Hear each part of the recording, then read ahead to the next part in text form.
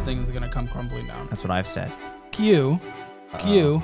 Why didn't you hire me? You could have hired me a year and a half ago. Wow. I wanted a job. Do not finance your furniture, Caleb. Absolutely finance your furniture sometimes. No, you don't do that. How much you bringing in per month on YouTube? All right, Mr. Caleb Hammer, you said something about $15 million. What was that? Okay. All right. We're getting right into it. Well, I just feel like that when you're... All right. Yeah, you're hitting strong. Yep. Let's hear about it. $15 million. I feel like if you have $15 million in stocks and you withdraw 4%, which I know 3% is more longevity, better. Yeah. But 4% was the quick math. $15 million in the stock market, $50,000 a month. That's $50,000 a month. Yeah. It's $50,000 a month. I feel like that's an if you're in a very good income situation, of which I've become absolutely blessed to be in because I have the most amazing audience in the world. Yeah. It's like if I'm like 1/15 of the way there. If someday I get there, I feel like that's incredible because how can you even spend $50,000 a month? I have no idea. You'll find a way. In Texas, you'll find a way. It's a bigger house, bigger property taxes, Aquariums. It's a Tesla. There's a lot of ways to spend it. It goes fast. I just feel like it's like the ultimate goal. The ultimate goal. You were saying something, Graham, where you're like, yeah, you're saying 15 now, but at some point in the future. Yes. I think once you build up to the point where you get to 15, you're going to say 20. Because what if your stock's half in value now that 15 turns into 7.5? What if your 15 happens during the peak of a bull run and then you say, all right, I got my 15, I'm done. You lose 50% like that. Yeah. Now you're down to 7.5. And then you think, well, now I got to go back to work.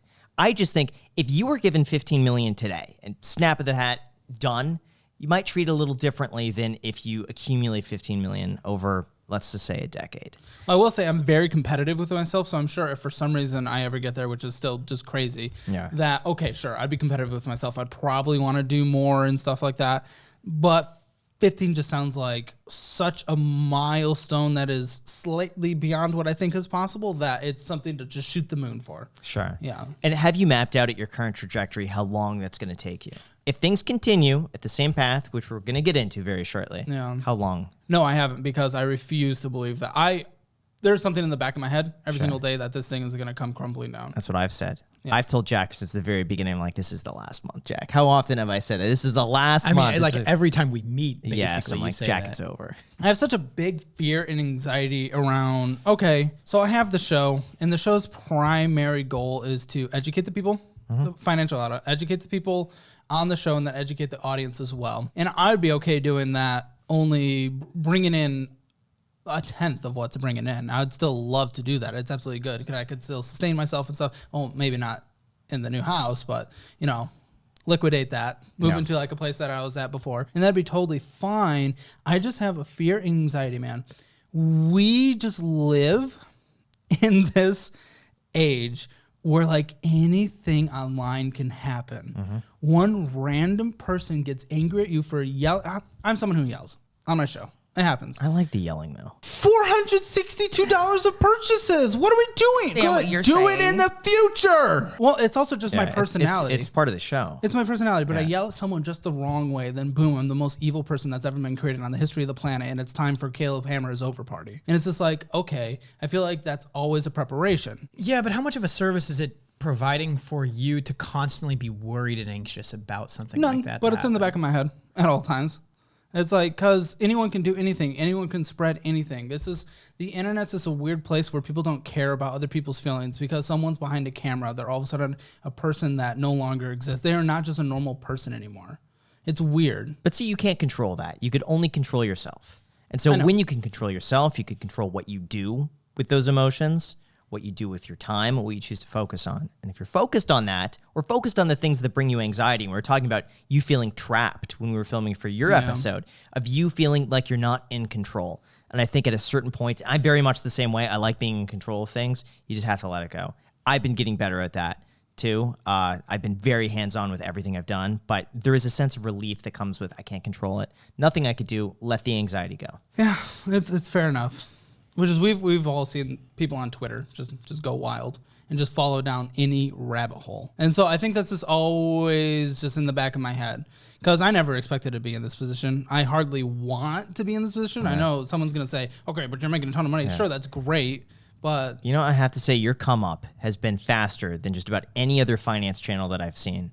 Yeah. Right? Yeah. In finance. I don't think there's anyone that's gone from like relatively unheard of a year ago to where you are today. When I'm posting, hey, I'm in Austin, who should we do a podcast with? It was Joe Rogan was number one.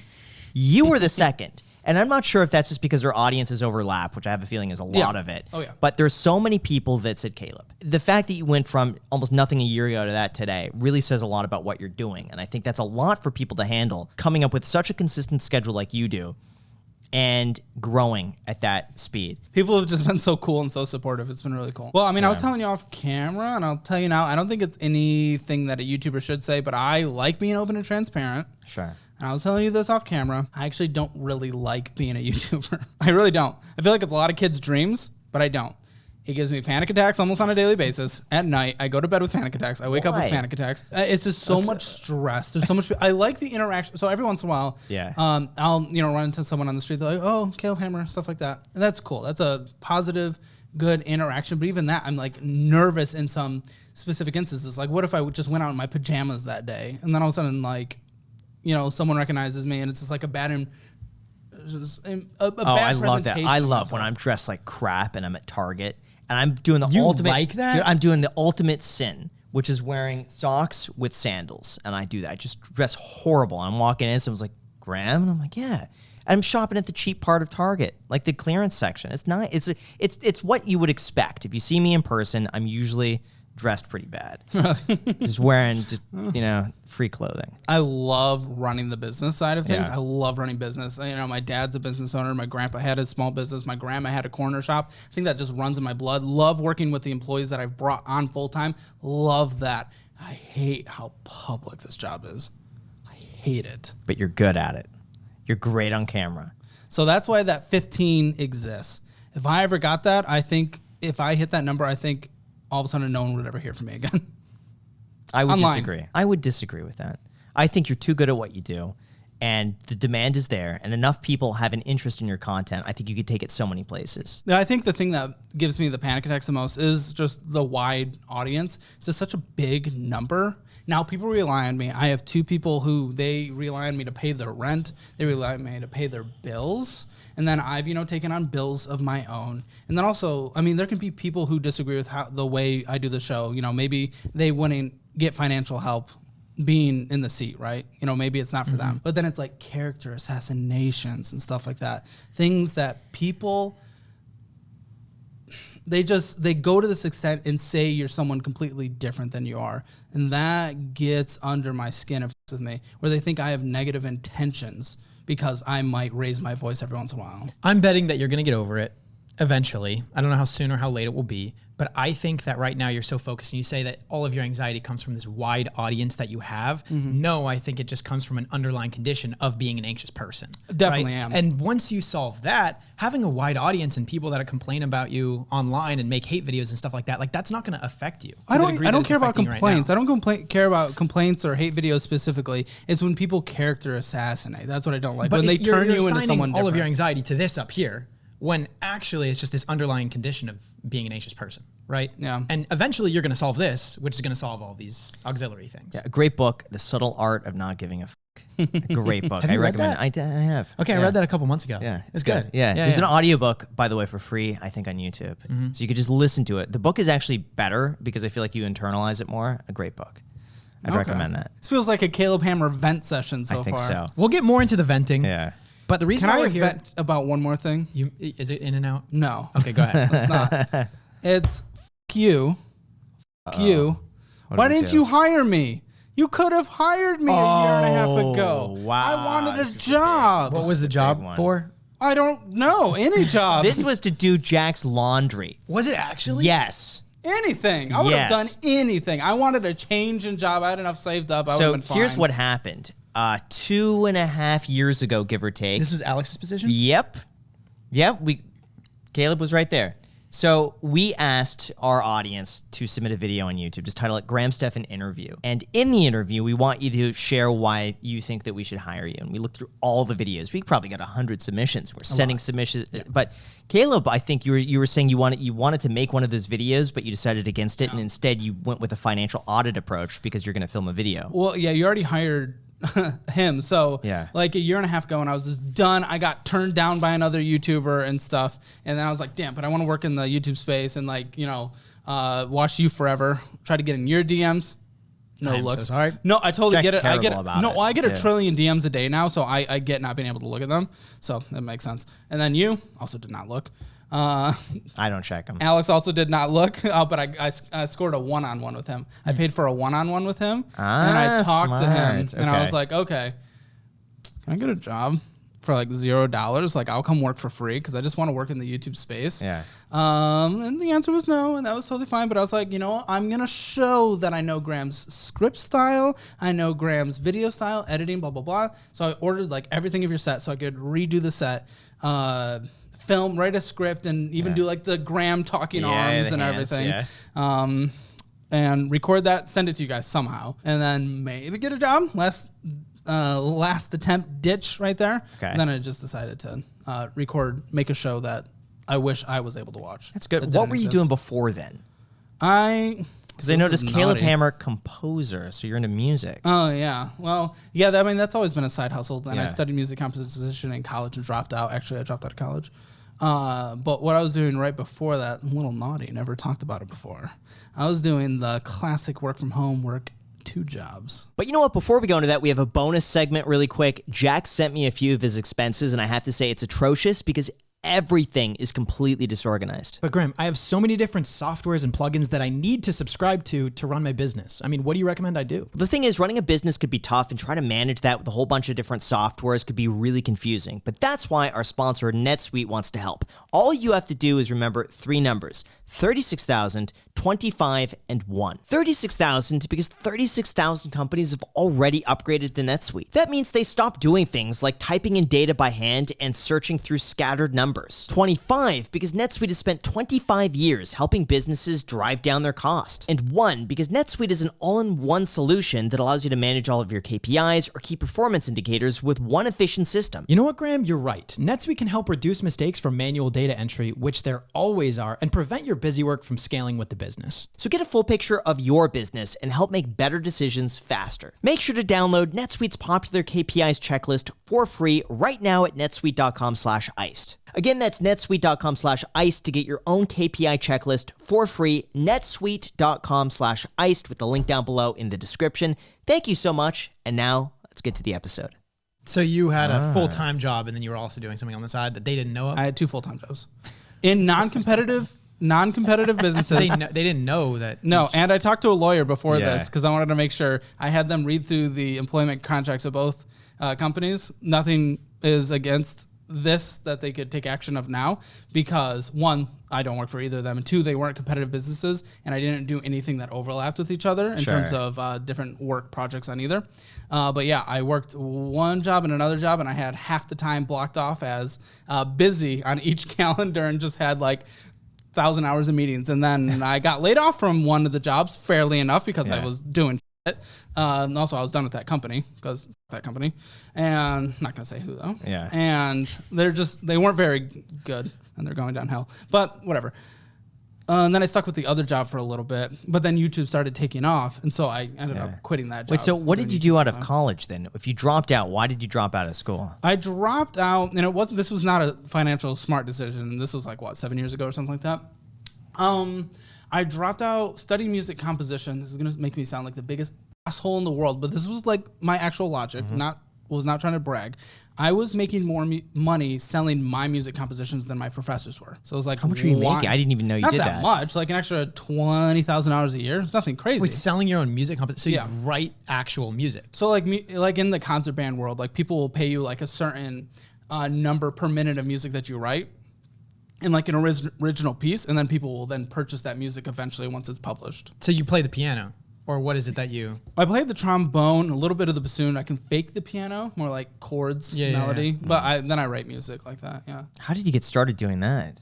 Were you always just gifted in music? Dude, I don't know. It was random. 4th grade, we had a music class that everyone hates. No one likes elementary school music class. So I think I did. You did? Yeah. You liked playing the little... The recorder? We never did that. No, I was involved in like the piano and stuff. Oh, Yeah. okay.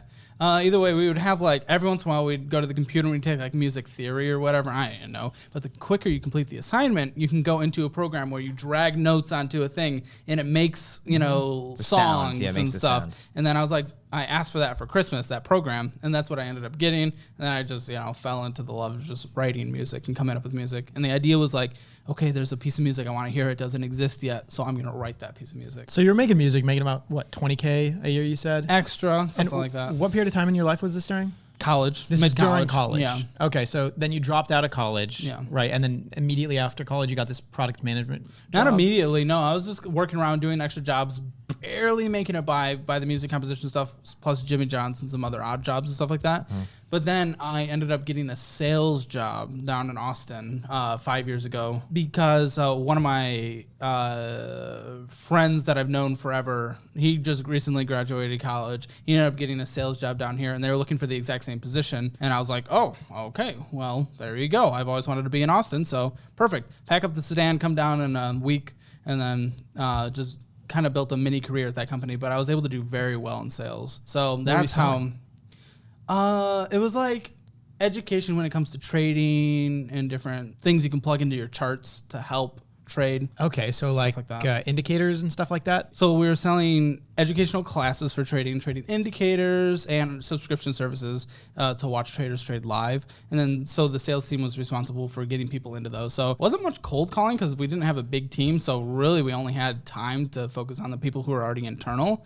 And it was actually quite an easy job. I always led the sales team, which was a very big, prideful thing for me, except for my first month, obviously, when I didn't know what the fuck I was doing.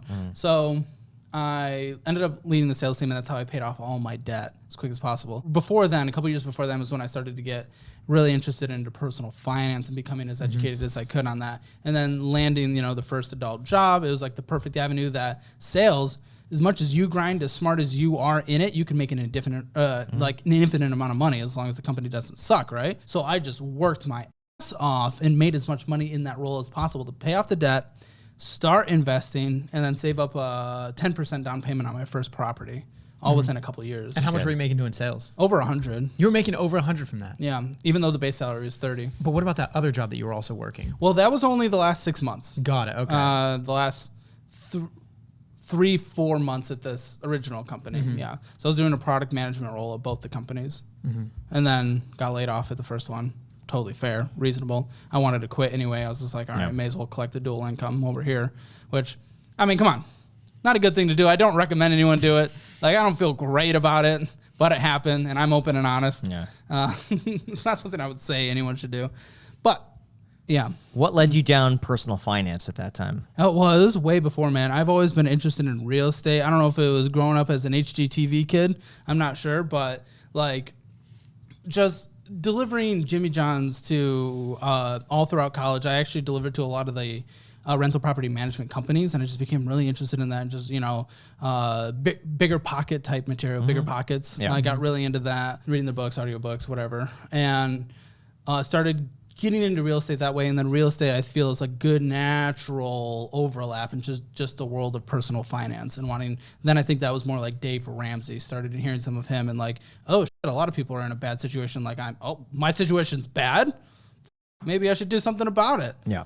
Then, you know, actually work to do something about it and sacrifice. I feel like real estate is extremely appealing because it seems like the most hands-off you can be while making passive income. Whereas like the other things that appeal to the younger generation, such as like trading and stuff like that, that's like, okay, you have to have some level of expertise in trading and it's more active income, although it could get you rich quicker. But real estate's like, okay, you can build wealth over time, which is still exciting, but it's also extremely hands-off where you're like, okay, that especially if you're working really with a nice. brokerage, or a rental property management company. Because yours is pretty hands-on, right? Not anymore. Yeah. It was. When I was actively involved in it, oh my gosh, I was going to those, but I was also doing renovations, and I was there every day, sometimes twice a day. Yeah, no, that's Just keeping an eye on not it. about that But life. yeah, I couldn't stand it.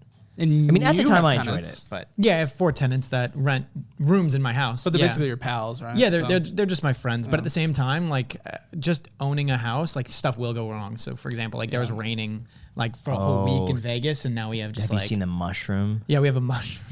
Jack has mushrooms I growing have out a of mushroom his wall. growing out of my wall, so that's getting inspected right now. I had some of my floorboards; they were leaking water. Water was seeping from beneath the floorboards.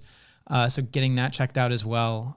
Just like other random homeownership. Did they ever things find out what was wrong with your wall? our patio cover, it's bolted into the wall, and then the bolts were not sealed properly. So when the rain came, it ran down the facade of the house into where the connection point was, and then that went in between the wall, and then it went down to the floor, and then out comes a mushroom.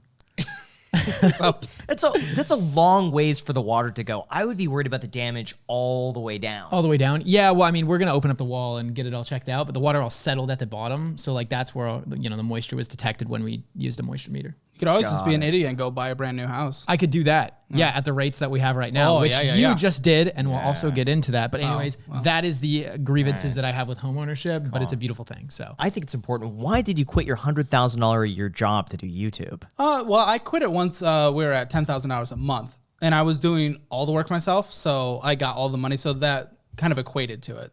And I made sure I saved up a 1-year emergency fund before I went into it, because I think business owners should have probably 1-year emergency fund. Honestly, again, I do not want to just say this over and over again and let it lose weight. Like, okay, sure, I'm sure I do an okay job on the show. Literally, every thanks goes to the guests who come on the show, because there wouldn't be a show if people weren't willing to come on and put their financial situation in display and like for the whole world to learn off of. So thank you to them, and then thank you to the audience.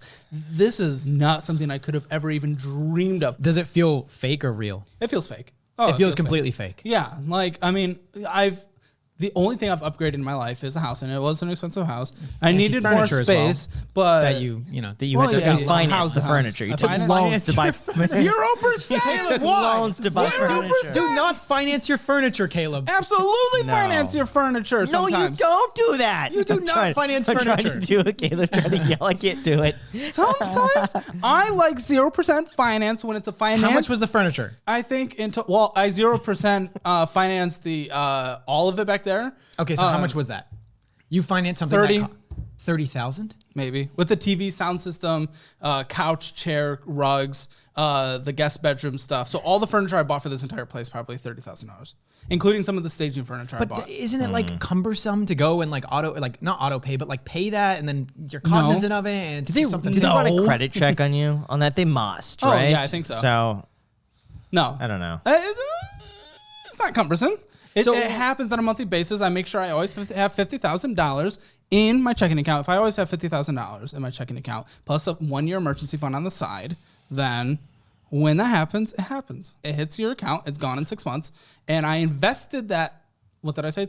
$30,000 instead. And guess what? Since I invested it, the stock market has been great this year. I've made a great return on that investment instead of Could have just as easily gone down though. You could have invested that money could in the have, stock but it market. It didn't. goes I'm down just- 20%. to be honest, yeah, it's in honestly, hindsight. it would have been Hindsight in, is though. great. It would have isn't been it, in though, and it would have grown historically. What you probably. did was smart, right? What Yeah. you did is objectively smart. I'm astonished you did that. I'm Really? just Me too. astonished. It's that you something I financed advocate furniture. for on the show, but not for most people. People who just have clearly demonstrated that they are bad with money. Exactly, I think that's if you can finesse money, I love finessing and love taking the extra mental effort to just go wild for an extra 0.5%. But that's okay because I can manage it. For the average person, I don't think it's a thing. Just like a credit card's not good for the average person.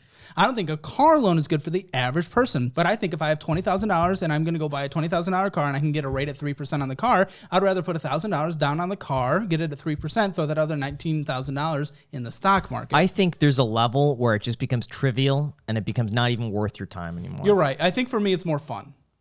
I like finessing it because it's fun. It's a game. Finances in the end, if you're doing it well, regardless of the income that has agree been with this, blessings. yeah. But even when, I was making $100,000 to when I was making $50,000 to when I was making $30,000, a lot of the stuff, finding the best deals and stuff like that, if that's something you're into, it can be fun. It's like a video game. So I think that's one reason I went about it. But before we go into that, if you guys have been following us or Caleb Hammer for a while, you may have noticed over the course of the last couple of years, our production quality has drastically improved. And if a financial audit was done on either of us at that time, it would not look pretty. Well, thankfully, StreamYard is a live streaming software that allows you to create high-quality content with just the click of a button for the low cost of free. So you're saying like the $10,000 we put into this studio, we could have just done it for free? Technically, yes. All you need is a camera and an internet connection, and from there, you could stream really high-quality content right from your browser. Plus, you could stream to multiple social media platforms at the same time, including Facebook, YouTube, LinkedIn, and more. Plus, guys, they have so many other amazing features that we haven't mentioned yet. Like they have analytics tools that tell you where all of the traffic is coming from. We highly recommend you guys check out StreamYard. It's completely free. Check it out with that link down below in the description. Honestly, guys, StreamYard is one of the best ways that you could begin creating high-quality content without spending a ton of money, and one of the best ways to start is just to start for the low cost of free. So the link is down below in the description. We highly recommend you check it out. Thank you so much. And now back to the podcast. We went through, you have $37,000 of student loans, not bothered paying that off. For no degree. For no degree that you dropped out of school, but you're trying to arbitrage the 4% on the student loan that's non-tax deductible with your investment returns in the stock market historically, and hoping that that's enough to cover the student loans and make a bit of a profit. Well, because I know I can pay it off today. Yes, and I know that from the savings in the side I can pay off. Yes. If I didn't have that, I wouldn't invest the other money. But you learn from experience, because the people that you have on the show, you go into them when they graduate with a whole bunch of debt. I've seen it, especially private debt. Private debt, specifically. Private debt for useless degrees. But also, once I get through all their debt, usually the last thing we talk about is any federal student loans that are at 4% or less. And then usually for them, depending on the situation, I'm like, okay, minimum monthly payment sales paid off. We need to catch up on investing because you're 40 and you don't have a single cent to your name. So I'm curious, where do you find people to be on the show? Well, 99% comes from the audience. So is it DMs? No. We have a survey in our description, so people can fill out there. So for weirdos who think we're like taking advantage of people. No, people are going out of their way to come on the show. People are literally going out of their way and flying multiple states because they want to come on the show because they know it's the method that helps them and they want to put their situation on display.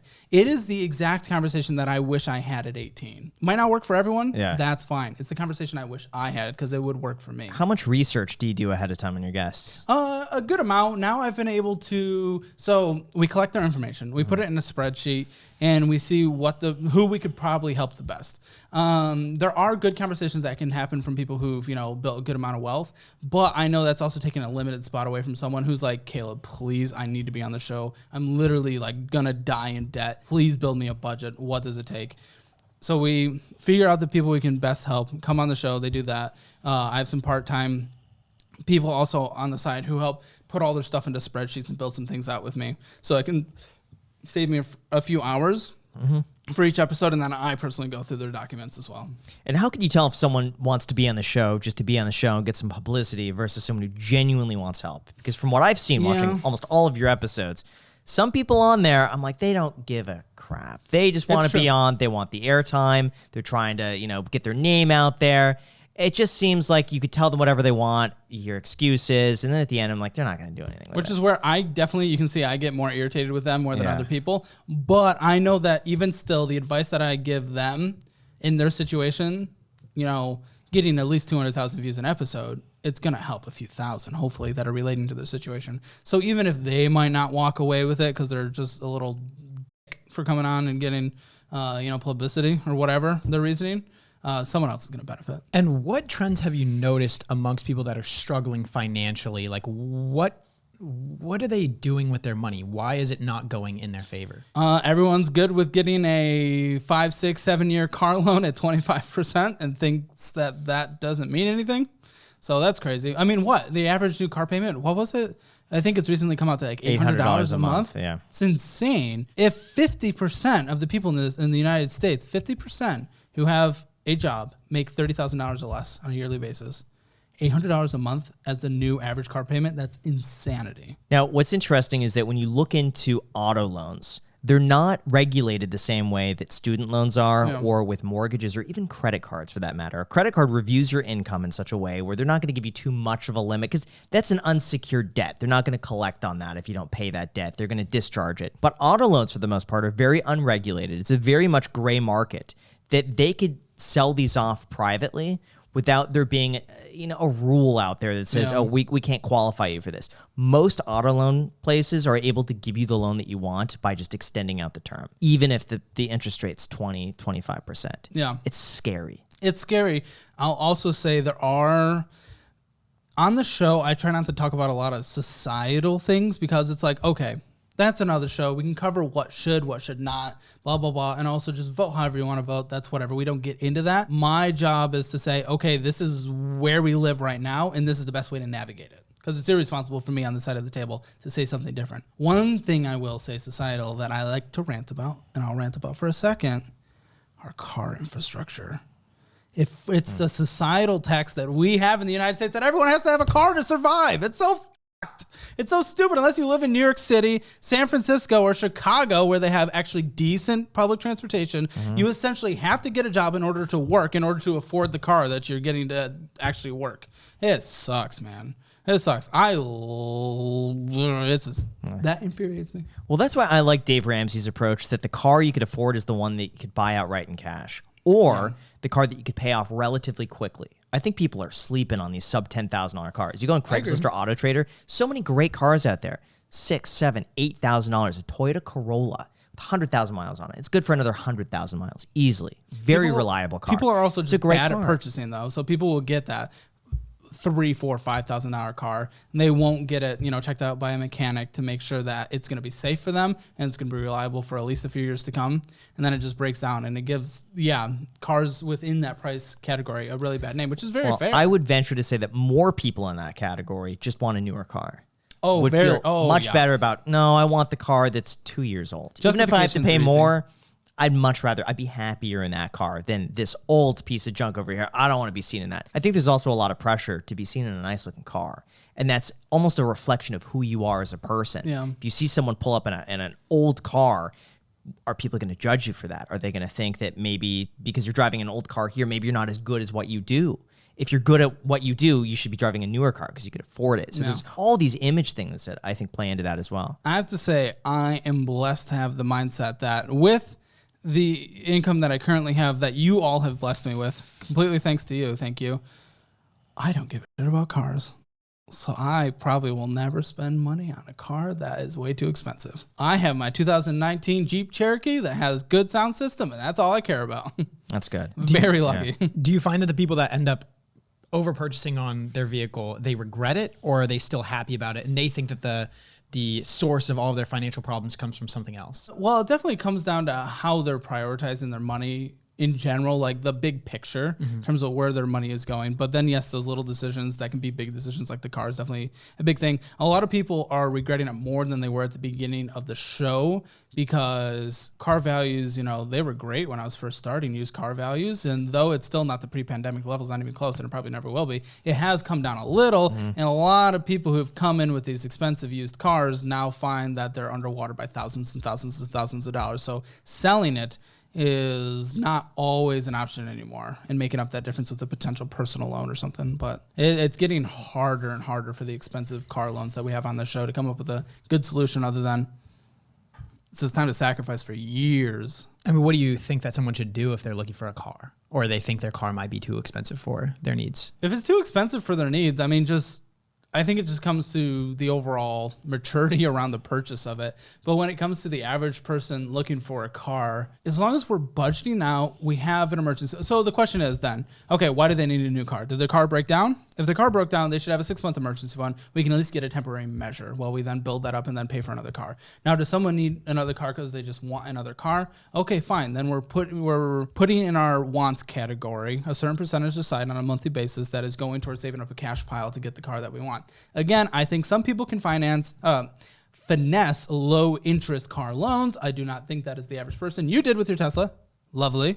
And I think that's good. I might, if my Jeep ever breaks down and I can get a good rate, but I think for the average person, just like cards, that a cash option's better for them. And aside from cars, what other trends are you finding or patterns amongst the people that are financially struggling? Yeah, spending 40% on eating out. Eating out. Oh, yeah. So it's like fast food, or is it like fancy restaurants? And trust me, I like my nugs. Everyone knows I like my nugs. But like when people are in really bad debt, but they're only paying their minimum monthly payments and they have zero in retirement and only their minimum monthly payments is accounting for 5% of their overall spending, but 50% of their spending is going to eating out, we got some priorities that need to be straightened out. Why do you think people aren't cooking at home? Why do you think they're so prone to eating out all the time? Well, ease of access. I mean, luckily it fits in my budget now, and I definitely eat out a good amount. And what it fits in my budget, a lot of the reasons why I can speak to my own reasons for eating out, I got addictive tendencies towards it. So when it comes to the fatty, the salty, the sweet, and stuff like that,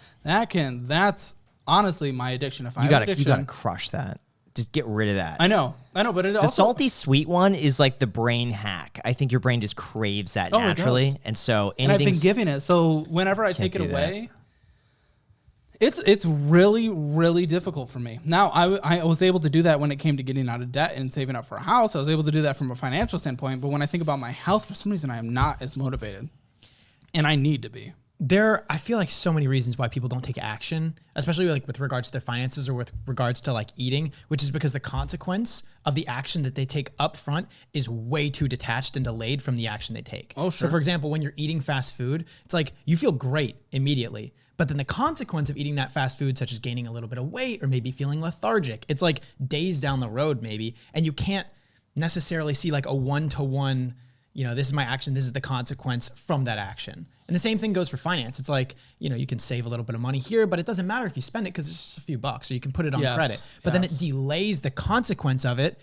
rather than like when you're a kid and you say a swear word and your dad comes up to you and spanks you right away. You're like, okay, now I know. I say a swear word, I get spanked. Not going to do that. But with food and with finances, the consequences are just so far out in the future. Yeah. No, that's true. And it's also just daunting to tackle at, the offset, unless you're in it already, So losing weight, starting the diet, or tackling a big amount of debt, you're already in this train of just doing what you're already doing, and there's this big problem. It's a daunting thing to overcome and start. But once you start, it's actually much easier, and then you start seeing the progress you make, and it motivates you to go even further. It's so similar between finance and health, though. And I feel like because you're on such the finance path, that eating healthy and going to the gym should be so easy for you. Because it's the same thing. The same qualities that lead you to saving money are the exact same to eating healthy and going to the gym. It actually might be easy for me. It's just, I think it's the daunting starting. I think if I started and I continued down healthy, sustainable routes, so I've done extreme cuts before, and it's resulted in good progress, but it wasn't sustainable, and I bounced back. Yeah. I think if I head down it, I'm quite disciplined once I'm in it. I think everyone thinks that they need to like exit the gate sprinting, and I don't think that's the case at all. I think you could just start by introducing healthier foods into the diet and maybe going out a little bit less, but it doesn't need to be like 0 to 100, right? Good thing we all ate 10 burgers right before this. Yeah, what was that all about, man? You ordered the entire menu. We showed up tasting here, and you walk in and how many bags? 15 bags? Oh, easily. bags. I mean, like, I had probably 6 burgers, which I should not be. You had 6? You actually had 6. No, you didn't have 6. Probably somewhere. Are you serious? Yeah, probably. He had to cleanse his body from all his love of In-N-Out, all the nasty In-N-Out. Did you take a nap afterwards? No, but I felt like I was going to die. Oh my God. That's why I stopped eating. I think it is extremely important. My one piece of advice, get in good shape. Yeah. Get in good shape. That's what I was thinking. There's no excuses. You have no reason not to. I know it's scary. I know it's daunting, but it will be one of the most rewarding things that you have done. You know how rewarded you feel when you help someone out with their finances when they come on your show and they DM you weeks later like, hey, you know what? I paid off my debt. Dude, I paid off my credit everything. card. 26% APR. Like, I paid it off. You will feel, dare I say, just as good, if not better, fixing your own health. It has been, for me, one of the most rewarding things I've ever done in my entire life, taking it seriously over the past year, cleaning up my diet. I feel more motivated. I feel like it's easier to get out of bed every morning. I feel like I have more energy. It's easier for me to just get started on a task that would have taken me, I don't know, like an hour to muster up the motivation to do beforehand. It is confidence too. You feel better about yourself. Oh yeah, and no, confidence my anxiety would go up. It would. Oh yeah, it get more would. matches. And your anxieties too, and all these judgments. Trust me, I've been very fit, and and I had the same anxiety. You know what I would do is hire a personal trainer and prepay them. I looked at that. I did look at that. Prepay them for like 3 months. Yeah, I looked at it before I moved in. Yeah, do it. I think you Get honestly, a schedule. I wouldn't even worry about working out right now. I would just clean up the diet. Because working out is a whole nother thing you'd have to introduce. But I think which if you is do scary. it in conjunction. Oh yeah. Oh, it'll be nice. I think the benefits from working out are just working out is it's just so adding. good. I feel like a little bit too much at once. I do need to get my cardio fitness up though. I know my cardio fitness level is definitely low, which is not good. Standing treadmill. I have an elliptical in the room over. How often do you use it? Well, now nothing, but I did for a bit. Again, I fell off that wagon. You know what? You might be a little too intimidating if I came in and you're just like jacked and you're telling me how to run my finances. Here, it's not as it's They not just as got a spooky. thick boy yelling at him. But imagine you come in like Ronnie Coleman, you sit down, biceps on the table. That is a very good point. People might be a little more closed off. That's a really good point. That's true. No, I mean, I would just like to get rid of the belly and, just feel better, have more energy and stuff like that. I will say, and I don't let it count for people on my show who've only cleaned up their stuff recently, because it's like, okay, but you've demonstrated for like a year that it's bad. But these last few weeks have been better. My film guy's in the back there, very fit, goes to the gym every day. He's given me a protein blueberry smoothie recipe that I have for lunch every single day, and it goes well unless a guest brings desserts, which has been a thing recently, which is harming me. Is it actually they bring desserts? Yeah, Why? cookies or donuts, because they're awesome. Because they're like the best people in the world. How do they know what to bring you? I think everyone likes donuts and cookies. Did you make it public that you want people to bring stuff? This is the first time that I think anyone will have ever heard that that's happened.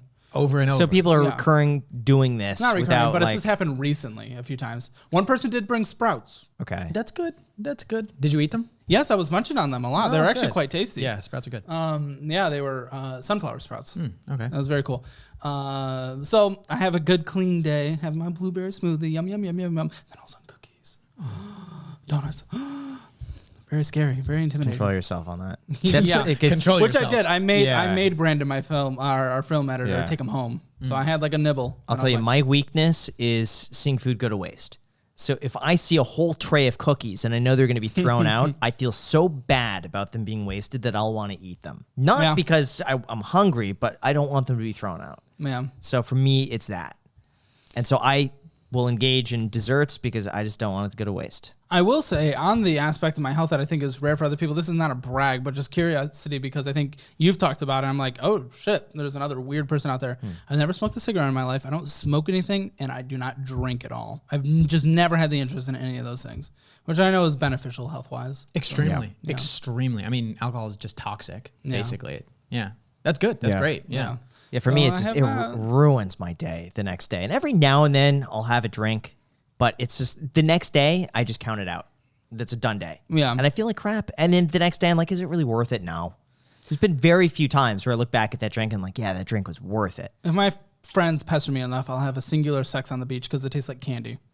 I just don't like the taste of alcohol. It's not even an alcohol thing. I Yeah. just Yeah. hate the taste. I don't like. Yeah. I really don't like beers. I don't like alcoholic beverages. It's like, Alcohol, just straight alcohol, is gross. Yeah. Like a virgin Give me drink a will pop. taste better than a alcoholic. yeah. I just want to pop.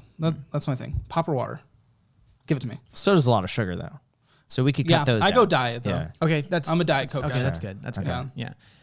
Back onto the finances. So we have these people, they come onto the show. You've noticed the pattern of people being irresponsible with their car purchases Yeah. as well as going Eating out. out. Are there any other patterns? Because I want people that are watching this, maybe that are slipping, to be able to acknowledge and think like, hey, how are my finances doing? And be cognizant about money. Yeah. And maybe consider these things that you've recognized as patterns that let people slip into not being well. One thing that has shown up a lot that is in less people's control than the other categories, but I think people have a little more control over than they're willing to admit, is cost of housing. So Austin's an expensive city for Texas, compared to LA or New York, it's certainly not. But like a guest was on the other day, he was spending like close to $2,000 with barely any income on rent. And he was like, I'm going to have to move back home. And I'm like, dude, you can find places here. They might not be the grandest of places, but you can find places here like under $1,000 still, like a studio. He's like, that doesn't exist. So I pulled up Zillow real quick, showed him, I think it was like 32 complexes with different units of under $1,000. So that exists. But yes, I mean, for someone making even $100,000 a year in New York City or LA, like housing is going to be a larger percentage than we would normally want them to see. So that's a big one that definitely hurts people because it takes away a lot of their money from their investing goals and paying off goals. So sometimes it's in their control, sometimes it's not. And I think it's in more people's control than they're willing to admit some of the time. But I think it's a really unpopular opinion when you recommend people move in order to save money because they think, hey, look, I am deserving of living where I please because this is where it's my home. Something feels very like like it's a part of your identity where you live. So Well, I people, think- they place a lot of importance on it. I think a lot is also the distance to where they work. So someone could justify and yeah. say, No, that's well, my job is 5 minutes away, and if I move, then my commute turns into 40 minutes. We've had a few of those, yeah. And they're like, my gas will more than make up for it. Exactly. Which sometimes, Yeah. I mean, oil prices are kind of high right now. Sometimes it can make up for it, but What's the worst episode that you've done where you look back and this person's in the worst financial position?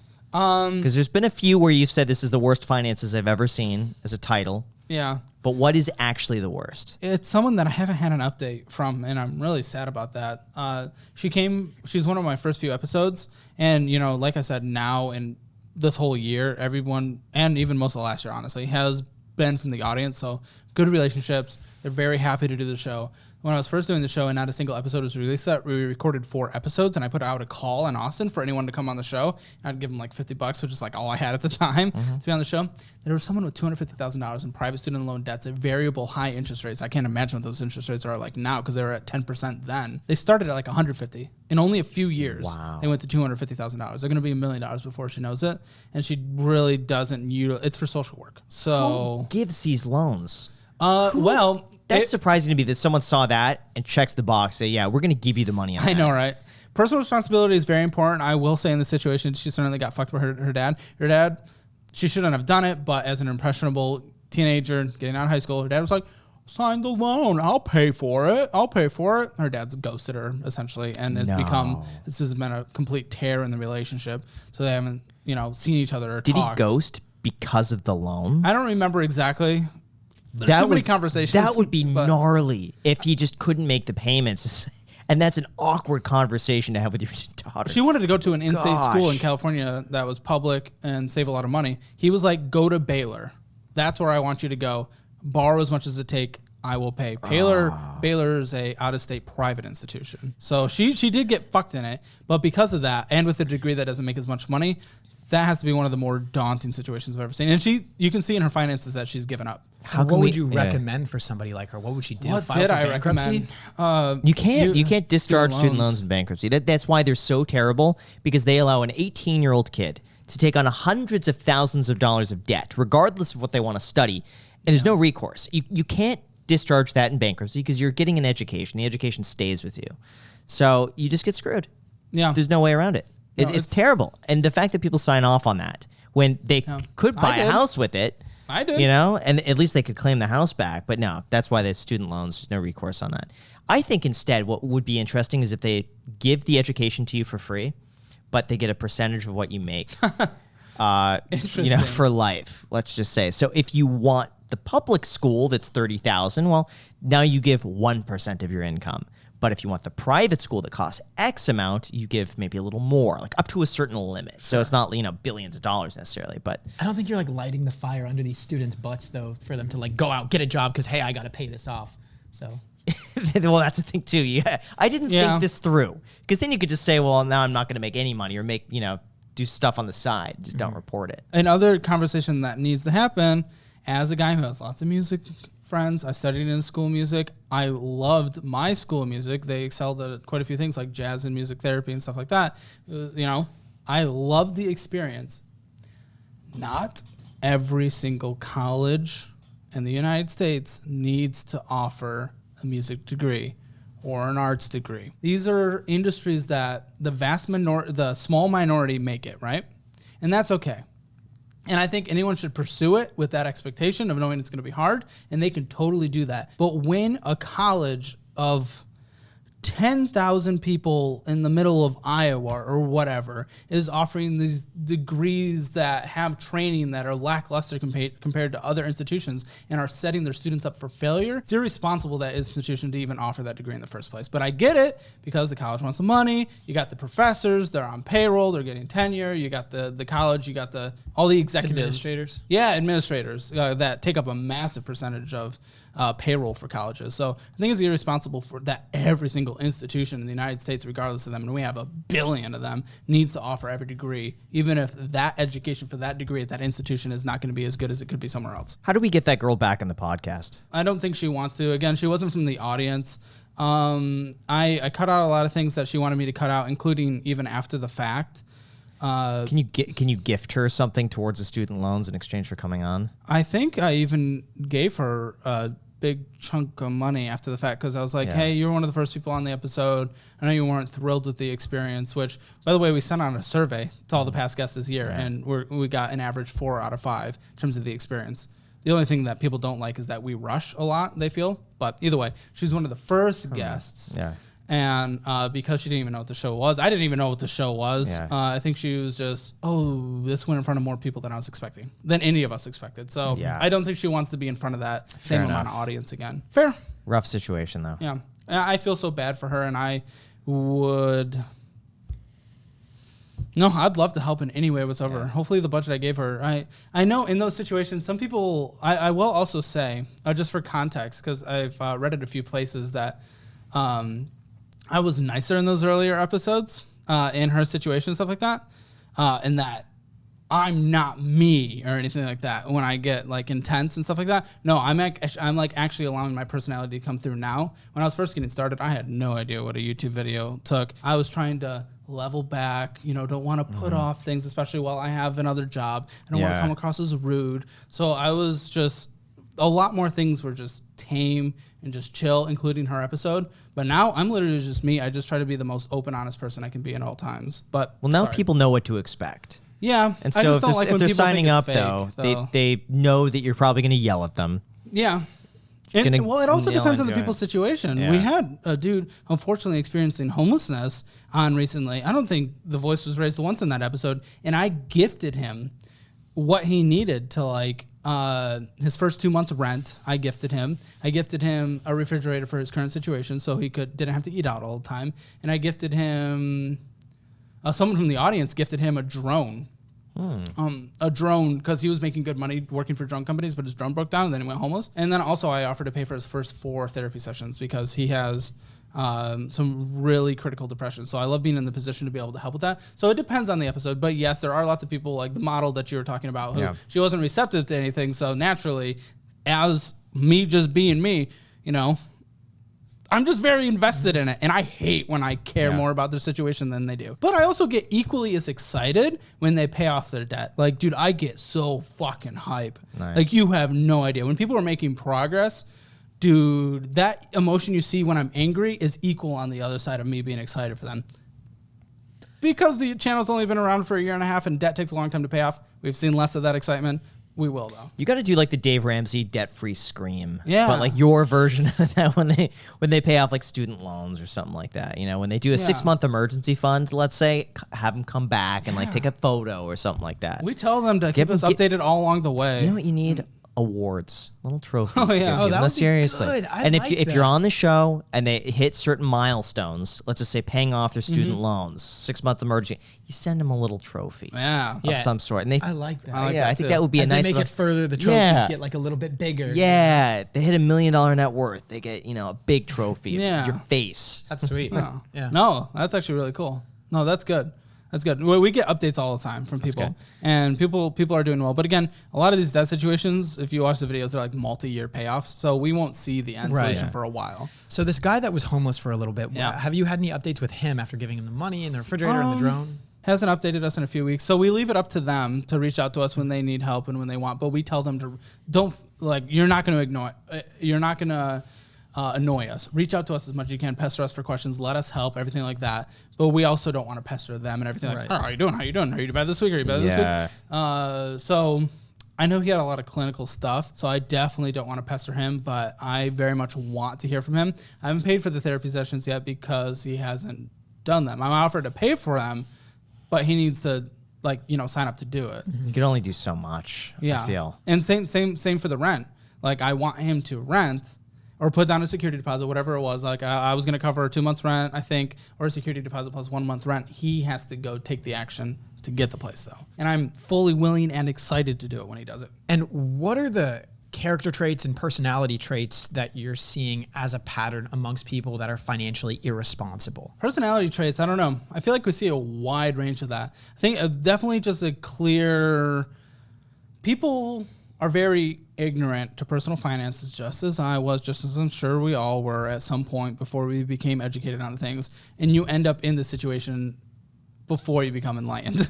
But you of don't wanting think to it's get like an better. impulsive personality trait or It's actually a good question. Or maybe I do try to get carelessness I do could be try to get to another the one. bottom of their situation. It's a little hard. I'm like, why are you doing this? And not a lot of people can give good answers, and I try to dissect that. Remember, when people are coming in, though, we're often seeing a lot of the after effects of past decisions. So I can't see exactly what they're doing in that moment.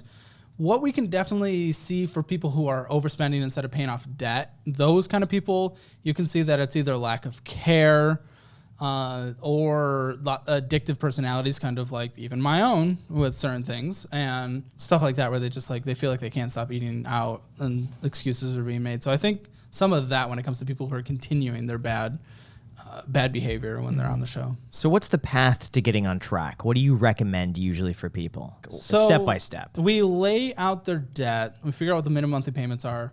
We add them up. Then we get what their budget is with the rent. Some of the stuff they can't control because they're already in it. Sure, we can maybe downgrade eventually, but okay, that is what it is. Your debt is this. I put them on a grocery budget that's can be healthily done, but is also limiting. It just essentially involves weekly meal prepping instead of like cooking fresh, pre-prepared meals every day. It's going to be more meal prepping and then warming up. And then basically no fun except for a few unique situations. No paid for fun. Go have fun.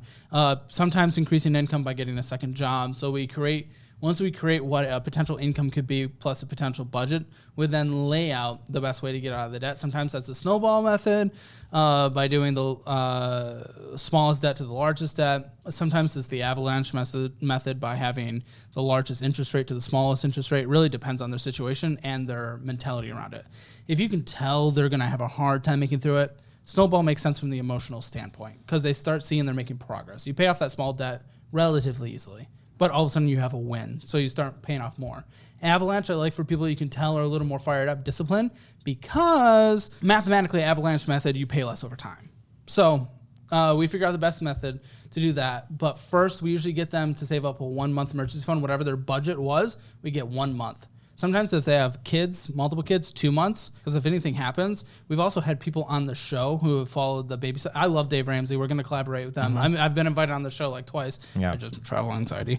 But the $1,000 thing, and I get his logic. He's defended it a lot, especially recently, even though it hasn't been updated, and he's explained why. We've had people on the show, especially earlier in the show, who did the $1,000 to get out of debt. They started making progress on the debt. Then an emergency happened, and there's basically no emergency that's less than $1,000. Then they ended up in a worse situation than they were before they even saved up the $1,000. So I'm like, okay, let's make sure if anything happens, you can survive for a month while you scour for income sources. Or if you have a kid, just to make up for extra risk because you're taking care of little ones, okay, let's have 2 months emergency fund. Then we just beat that debt down.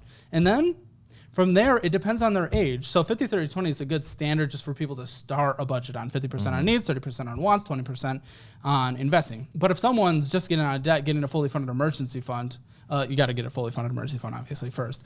Once you get out of debt, if someone's starting at 50 and they have $0, they basically got to start investing 50% of their income if they're going to try to retire mid-60s, maybe even 70. So it depends on the age. But so whatever their budget allocation is going to be after that point depends where they are in retirement. Because what I really try to stress on the show, I just want people to be able to retire, whether that's they're spending their pile of money to zero by the time they die, or they're leaving something left over for someone else, passing on money. That's up to them and the avenue that they want to save in order to get there, how much they want to save in order to get that pile.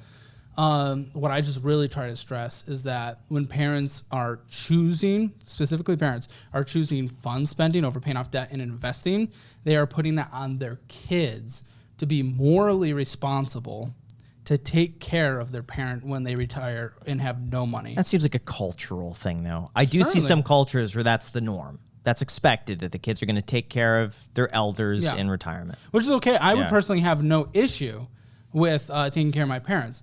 But I think it being in the choice of the kids would be better than it being put upon the kids. I agree. So if you have chosen to blow all your money, go into a bunch of debt, you make it to 70, something happens, you can't work, who knows what Social Security is going to be like at that point, then, okay, I have no money to survive. I don't think I'm going to let mom and dad die on the street. Yeah. So Right. I mean, that's up to the parents and the kids, but it's important to make sure that the parents are aware that they are putting that pressure on the kids. Yes. Because a lot of them could just be living financially irresponsibly Yeah. and not really understanding that, hey, eventually down the line, this will be on your kids. Oh, again, there's lots of ignorance, and ignorance is okay. That you just don't know. You don't know what you don't know. So that's why, you know, we try to tell them. Do you ever have people question whether or not you're qualified to give them advice? I've had interviews where people ask that or people get upset. But then I'm very clear that we don't talk about different investment vehicles. That's usually what you're licensed to talk about. Right. If you need a specific license to say, hey, if you make $100 a month, you shouldn't spend $120 on fast food, you know, honestly, fuck off.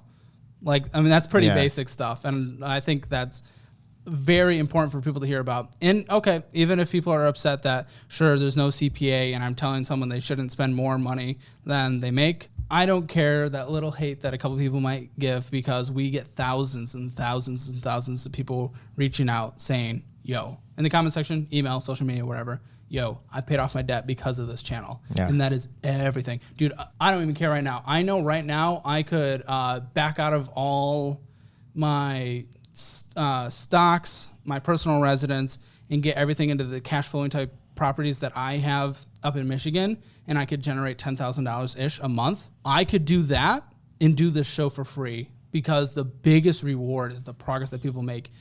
It's so hype. Yeah. It's so hype when people turn their lives around. It's just crazy. It's so exciting. Why not go for like the certified financial advisor license? I mean, at this point, I just don't feel like it's worth my time. Sure. I mean, cool. It would be cool to talk people through investing and stuff like that. And I have my own opinions on investing. I do my own investing. Yeah. But I don't feel like it's worth my time. And also, I think where the average American is, it's more beneficial to help the people that are in the dire straits than sit down with someone and be like, okay, sure, you have 43% of your investment portfolio in the S&P 500, but maybe let's do 45% instead or something like that. I think it's going to be more beneficial to help someone learn how to budget and stop fucking around. I agree. I think that's like the foundation of being good with finances is like budgeting. And what I tell all of my friends that come to me, because they know like I am somewhat in like the YouTube finance industry, or I'm somewhat related. They would say, hey, Jack, how do I get good with money? Like, what do you recommend I invest in? And I always just say, like, you just have to be aware, conscious, and intentional of money in general. Mm-hmm. If you want to learn how to be good with money, you have to just be conscious of money. What is money? What does money do for you? What do you do for money? Where is your money going? Be aware of your relationship with money, and that is like the strongest foundation that you can have to being financially free or secure. Yeah.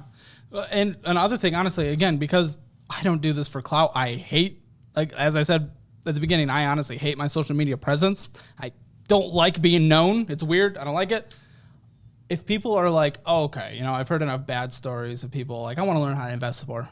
Money guys are great. I love them. I'm friends with them. They're coming down here. Watch them, support them. They're good. I'm totally okay. Take a few weeks off my videos, learn some stuff from them. Totally good. I'm not doing this for clout. I'm doing it to help people. So that's totally chill. So I don't think I need to talk about investing, because people like them exist, and they are so good at what they do, and they're very educational. What's the back end of your business in terms of how many people you have working with you? 2 full-time employees, 1 person that helps with thumbnails that costs $1,000 a month, $2,000 a month. Sure. Then I pay someone very part-time $1,000 a month to do some spreadsheet work. And then I pay both of my employees. If I'm doing better, they're doing better, because a lot of it is the commission based on just revenue. They're both making 6 figures, and I want them to be making a shit ton of money eventually. So, which is great, because I love rewarding. Dude, they're making my lives so much easier. They're helping me make money. I want them to make money. So, yeah. They're both making 6 figures. I want to give out like a big yearly bonus. Don't be too excited. They're in the room right now. I do want to. If $100. Crisp $100 bill. Because again, as we talked about at the beginning, the money that I'm all of a sudden starting making, I don't get it. It doesn't make sense. It's a number that's not real. I don't need it all, so I want to make sure they're making money too. A videographer role and an editing role, I could get away with in Austin paying $50,000 a year. This dude makes well over 6 figures. Producer role, I could probably do something the same. How many inquiries do you get every day of people who want to be on the show? Producer? I'd say we get probably about 30 or 40 a day. 30 or 40 a day. And what do you look for in those 30 or 40 that make you want to pick them to be on camera? She compiles them into a spreadsheet, and we make sure that they're diverse enough situations and situations that we can help the most. Because again, a lot of them, they're not like, it'd be fun to be on camera. Some people want to do it for clout, but some people are like, dude, I'm literally going to be homeless next month. Please help me. Give me anything. And they want to get sat down. They want some tough love, and they want a budget made out and a plan. So usually the people we can help the most is who we go for. And are you worried about it eventually becoming too repetitive? Sure. But again, we talked about the dream 15 million. Dream 15 million doesn't need to happen.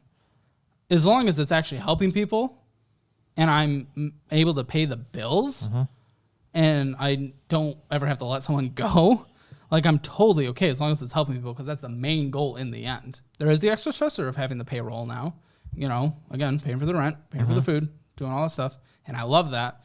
And I love the team relationship that we have here. But if it gets repetitive, there's other shows I want to do for fun. But as long as I'm helping people on this show, that's the ultimate reward, which sounds so corny, and so many people aren't going to believe that.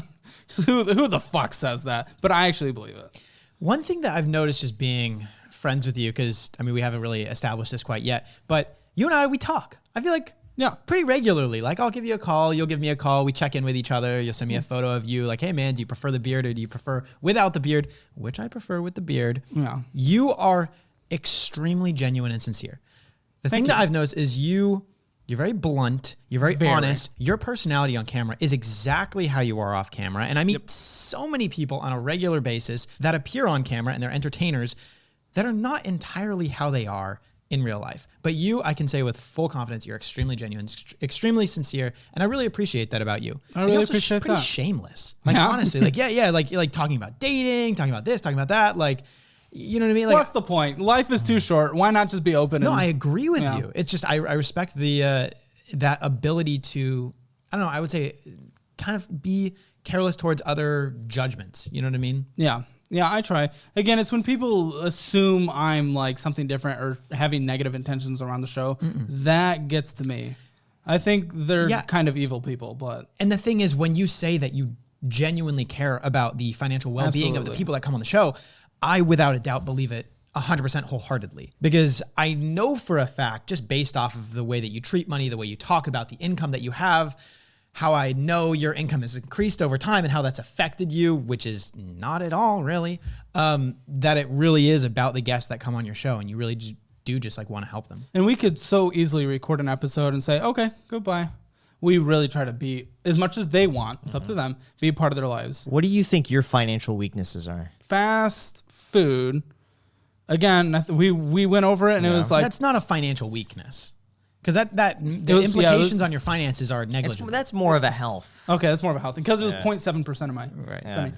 Financial weakness. Oh, we talked about some indecisive things. I did upgrade my living situation because I wanted a yard for the pups. I wanted more space to do more shows and do more things. I was feeling very tight in my condo. Even though I like the location, I also wanted to be much closer to my friends who, we all hang out like almost every day. Very lucky. Because not a lot of people are that lucky in their 20s or 30s or 40s or their life. But whatever. So that maybe the impulsive decision to upgrade quite a bit. And for Austin, for what the house is in Austin, it's actually quite affordable, but the interest rates are rough. Yeah. The thing is, you still could have bought a house way bigger, way nicer, way more expensive, et cetera, than this. So technically speaking, you still kind of bought underneath what I would say the financially irresponsible or even the average person would have done in your financial situation. Yeah. I went to the burbs, $914,000, 20% down, 6% interest rate. But this exact house next to my condo in the neighborhood behind it would have gone for easily minimum $5 million. So I feel okay about it. It's tough for me as a real estate guy to look at the rents right now in the areas. Yes. And you could rent almost a brand new construction that they couldn't sell. $7,000 a month, no money down, and you have the freedom to pick up a move wherever you want to. Yeah. And you have that extra 20%, which is almost $200,000 to go and invest elsewhere to higher return. You put that in the Michigan properties that you're buying. No, you're right. So one of my personal flaws, lack of patience. So I couldn't find anything for that. Couldn't find anything for that within a week. Couldn't find anything for that within 2 weeks. Okay, that's done. Search is done. We're going to go get this house that I really liked. I went and visited a lot of houses. Most of them I was like, okay, if I'm going to do this thing, it needs to be really good. Like everything here is done top level. So I was really excited about it. Like there were lots of nice new constructions, but everything here is top level. One of my friends is thrillingly excited about the level 5 drywall, whatever the fuck that is, every time he comes in. Oh gosh. I know. No, he's excited about it. I'm not. I don't care. Level 5 drywall is like, it's a finish on the drywall that makes it incredibly smooth. This is painted over. We repainted this. So you're not going to feel it here, but you're going to feel it on the other one. It's drywall that they finish. They'll sand it. They'll polish it. They'll sand it, they'll polish it, and they do that like 5 times. It's a level 5 finish. You don't. It's like it's a high-end thing.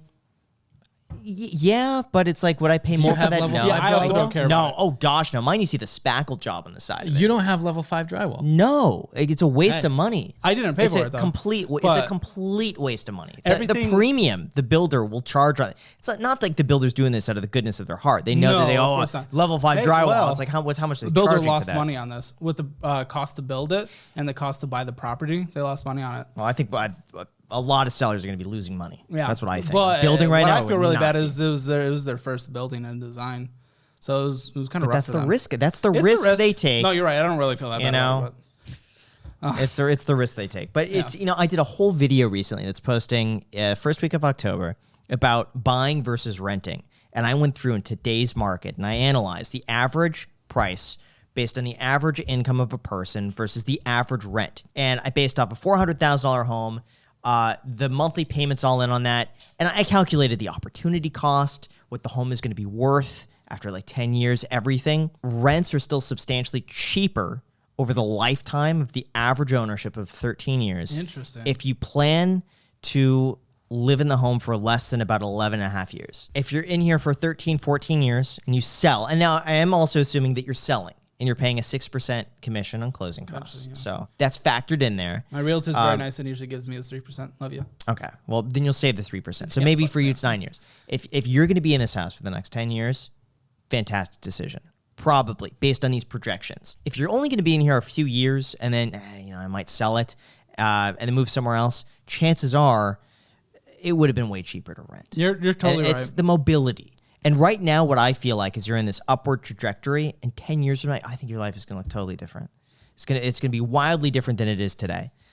And so I think even 5 years from now could be wildly different.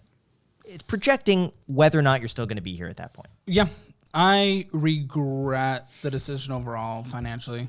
With the house and where it is and being close to friends, I don't regret it life-wise. Yes. But I definitely, I do regret it financially. And it's maybe the first not completely... Okay, it wasn't an incredibly stupid mistake. Like, I still have equity in the home, whatever. It's an overall investment. So it's not like I just did something aggressively stupid. But in terms of my financial decisions within the last 5-7 years, was definitely probably lower, subpar. I always text Jack and I'm like, Jack, please help me stop being single. He's like, dude, you're just shut up, you big fat nerd. Come on. Every time. That's every exactly time. He just bullies me. He just says hit the gym, get a 6-pack. So, why do you not want to be single? What's the problem in that? Oh, I think I joke about it more than it's actually reality. Like I joke about so many things that so many people take so literally, which is okay. That's just my personality. But no, I mean, in general, it's like, okay, so what am I doing here? Okay, maybe I'm making a good amount of money now. What's the point of it all if I'm not passing it on to someone, if I'm not sharing the life with someone? It's just like, what's the point of it? You're young, though. You're in your 20s. Almost not. Yeah. You're still in your 28. So what's the rush? Oh, I guess there's no rush, but also I like the experience of dating. I like the connection. Yeah, so I do enjoy exactly it. looking for right now in a relationship? Oh, all right. Shameless. Let's go. Let's do it. Definitely a long-term partner, but I have found myself doing more temporary things for some reason. Are you in those relationships? Is that what you go into it looking for? Is something a little bit more short term? Or like why do you end up, are you initially looking for long term and you end up settling for short term because that's just the default, it's kind of the easier path to go on? Maybe it's because it's the easier path, and there's also just like innate desires that I think just get away, then I'm just stupid. Or here's the thing, is it you choosing the short term or is it them choosing the short term? It's me. And maybe sometimes them as well. I mean, I'm not going to put the blame on anyone else. The thing is, the unfortunate reality, at least what I think is the case, is that you have not found the perfect person yet. And once you do, you're not going to want a short-term relationship with them. You will. Well, I don't want a short-term desire- relationship. I just think But you're opting for it time and time and time I again. just think, it just tends to happen. It's just, I think maybe I have a lot of expectations, and then it's just, I honestly don't know. I can't pinpoint this. I'm in the exact same situation. Interesting. The exact same situation. I want a long-term relationship. I cannot pinpoint why I don't want to go on second dates with the people I go on first dates with. Oh. I don't know why. And I think it's an expectation / standard thing, but I really do not know. Jack seems to get discouraged easily though. Like there's little, like, the small things, and I'm like, Jack, it's not that big of a deal. I Like, just don't want to put up with it. I don't want to put up with it. But not even putting up with it. Sometimes it's just like Jack just won't text back for like a month, and then just like there's a random. That's text. usually due to a lack of interest on my end. If I don't text back for a month, You better not be ghosting. Don't ghost. That's so mean to people. Don't ghost, Jack. You can't ghost. Jack- You gotta be nice to people. Don't ghost. If you're Jack no. ghosts me. So many texts. I send Jack a text. I don't hear back. I'm Well, just used that's to it. fine. You guys are hold fine. on. This is not a podcast about me, guys. Yes, Okay, it this is. is a Well, podcast one second. You about cannot being open ghost. to Jack. People are human beings. They have. I know. You're drawing assumptions here. He just says okay. something, right? He made it And sound you like you just ghost. jump on it. Getting Okay? ghosted is like the Jack worst doesn't ghost, feeling. but he'll text back weeks later. Can I please? It'll be like mid-conversation. Why is he speaking on my behalf? Why are we allowing this right now? I would rather hear. Let me answer on behalf of Jack. Just talk to me. Speak to my representative. I'd rather hear any and every day, sorry, you're another ugly motherfucker, I don't want to see you again, than just never get a text. I would rather hear that every single day. Is it my turn? Oh, yeah. Okay. To explain myself, I do not ghost per se. They do not text me 2-3 times in a row and I don't get back to them. I will always get back. A lot of the times what ends up happening, unfortunately, yes, this is my bad, I should be better about this, is I'll say, hey, I'll text you a week from now. And I don't text them a week from now. That's what happens. But they also, if they are texting me, expecting a response, I will always get back to them 100%, without a doubt. Sometimes not if it's Graham. I will It's say this. the timeline. He didn't mention a timeline. He says I'll get I back, am but slow to not respond. when. Yes, but it's not a week. Like it's not even more than 2 days. Like it's like There was one that went like a month. That was and years he was ago. And he was like, Graham, why is she not texting me? And look My at bad, Graham. that look was at the years days. ago. I'm like, we dude, don't a we month don't skipped judge by for years between this. ago. I try to make that very clear was on my not, show. no, We this don't is judge for maybe years a ago. year Dude, and a I half was ago, like something a like that. bully in high school, man. You We were a don't bully? we don't judge. Well, Wait, maybe why, not high school. Why were you a bully? Like middle school, maybe. I don't know, because I was a Why? dick. Just because maybe insecurities and just whatever. Figuring So out what life. would you do? I don't know. I think just like make fun of. take kids' lunch money. No, that was never physical. It's just more like joke on someone else's expense. You know. Were they laughing about the joke, or was it more like Maybe it come was on, more man. elementary school. I found better friends, late middle school, high school, and then growth. And then I think I was always just like trying to be the class clown in high school and stuff like that. So I was still like a dumbass that the teachers probably hated and stuff like that. But we don't judge you for what you did 2 years ago because we all go through personal growth. We learn. We can look back and learn, but we only judge you for what you do now. And you're ghosting Graham. That's very mean. To your I boy don't ghost Graham. I'm going to swipe through some of our texts right now, and I'll show you guys. I actually get back very quickly. Graham, I'll let you know. He never ghosts me. Okay. He never ghosts me. I never ghost think he likes Some me people more. he text back fast. Me, I don't think I'm on that priority list. Okay, well, anyways, to bring this conversation back to earth, Caleb, Yeah. you're looking for the girl of your dreams. Oh, yes. Okay. Now, what does this girl look like? What does she do? Talk us. I don't know. My friends say I have a high standard. I probably do. I don't know. I can't describe a physical type. I feel like I'm in a wide variety of Neither person. can I. Okay, yeah. It's just like if that person's the person, boom, boom, boom. Physical is obviously very important to get into the get to know you phase, at least for me. And then I like someone who's definitely ambitious, doesn't want to just, just lay around all day. But then someone who's also maybe a little more introverted like I am. I like to hang out with my friends a lot, but I don't like to just go do shit. I'm not hit the clubs, hit the bar kind of guy. So if someone wants to drag me to that stuff, that's not going to work. I like to explore restaurants. I don't know. Sounds like a dating profile, doesn't it? And I'm reading off. Classic stuff like that. I think ambition's a very That sounds important about one for me, right, though. and I agree. I think it's hard to pinpoint a specific visual profile of someone you're interested in. However, it's just sounds super super lame, super annoying, but it's like an energy. Like you show up to somebody, you talk to them, and you're just like, you know what? I really like the way this person carries themselves. I really like how they talk, how excited they seem about this or that, the passion that I see in this. Like that's just attractive, and you can't pinpoint what it is you find in them that is attractive, but they are just attractive to you. You know? And that happens, but on very, very, very rare occasions. And that's kind of what I'm holding out for. Yeah. Sure. I mean, I like to go on dates. So I go on dates. When's the last date you went on? It was last week. How'd I it don't go? remember what day. It was fine. Fine. Oh yeah, it was okay. I think we just agreed Just that fine? we agreed that friends with benefits would probably be better for our living situation. Okay, so currently. was there physical attraction? Yeah, sure. Sure. Well, yeah. I'm being vague because I'm uncomfortable, Like, but go kind ahead. of. Do you not want to talk about this? No, let's talk about it. I'll talk about it. Okay, so where did you go on the state? We just went to a place called the Domain here. The I was about Domain? to say Buddha Go burger. walk about. Okay. No, this is so we walked around. We got some boba. What do you like in her? Well, again, this is friends with benefits, so we really didn't really get to know each other very much. So how do you agree to those terms? Open and honest. You're just like, hey, Is that like the initial message? No. Okay. It So just this it was naturally only kind of disclo- came up. this was only discussed in person. Yeah, I don't remember because I don't even think I was the one who first brought it up. I think we were talking about what we're each looking for. Yeah. And I think that's what Was they it were just like looking a for. Oh, because difference, they're or they're like- leaving after a year. So So you're that's like, you know what? I think the best. I think they said they're only looking Policy for is- friends with benefits. And I was like, oh, sure. You're like, oh, they opened that I dialogue. think up, so. I and think you- so. I don't Okay, know. Yeah, got it. I think so. Which is So, sure. but if you're looking for something long term and serious, why spend your time on that when you could I'm not be spending like, time on building- it really. It's just existing. Yeah, but you're putting energy into this that could be spent, growing the business, spent looking elsewhere, hitting the gym. Honestly, eating I'm not healthy, spending much energy on it. I'll be honest. I've seen her twice. But it could be mental energy. Twice or since just last like, week. Yeah. Since last week. Yeah. And how many times you go to the gym? 0. What? How many times you go to the gym, man? We're talking about health. I wanna and see you fitness. lifting weights. Dude, we should hit the gym tomorrow. Okay. All right. Do Okay. it. I think long term, I would like to find a partner. That'd be good. I was talking to a few people. They were long distance though, or a person who was Yeah. long distance, but it just didn't really. But why do you want to find a partner? I don't know. It seems to be what I'm missing. I don't know. I've always But- kind of craved it, and then I've always failed at dating.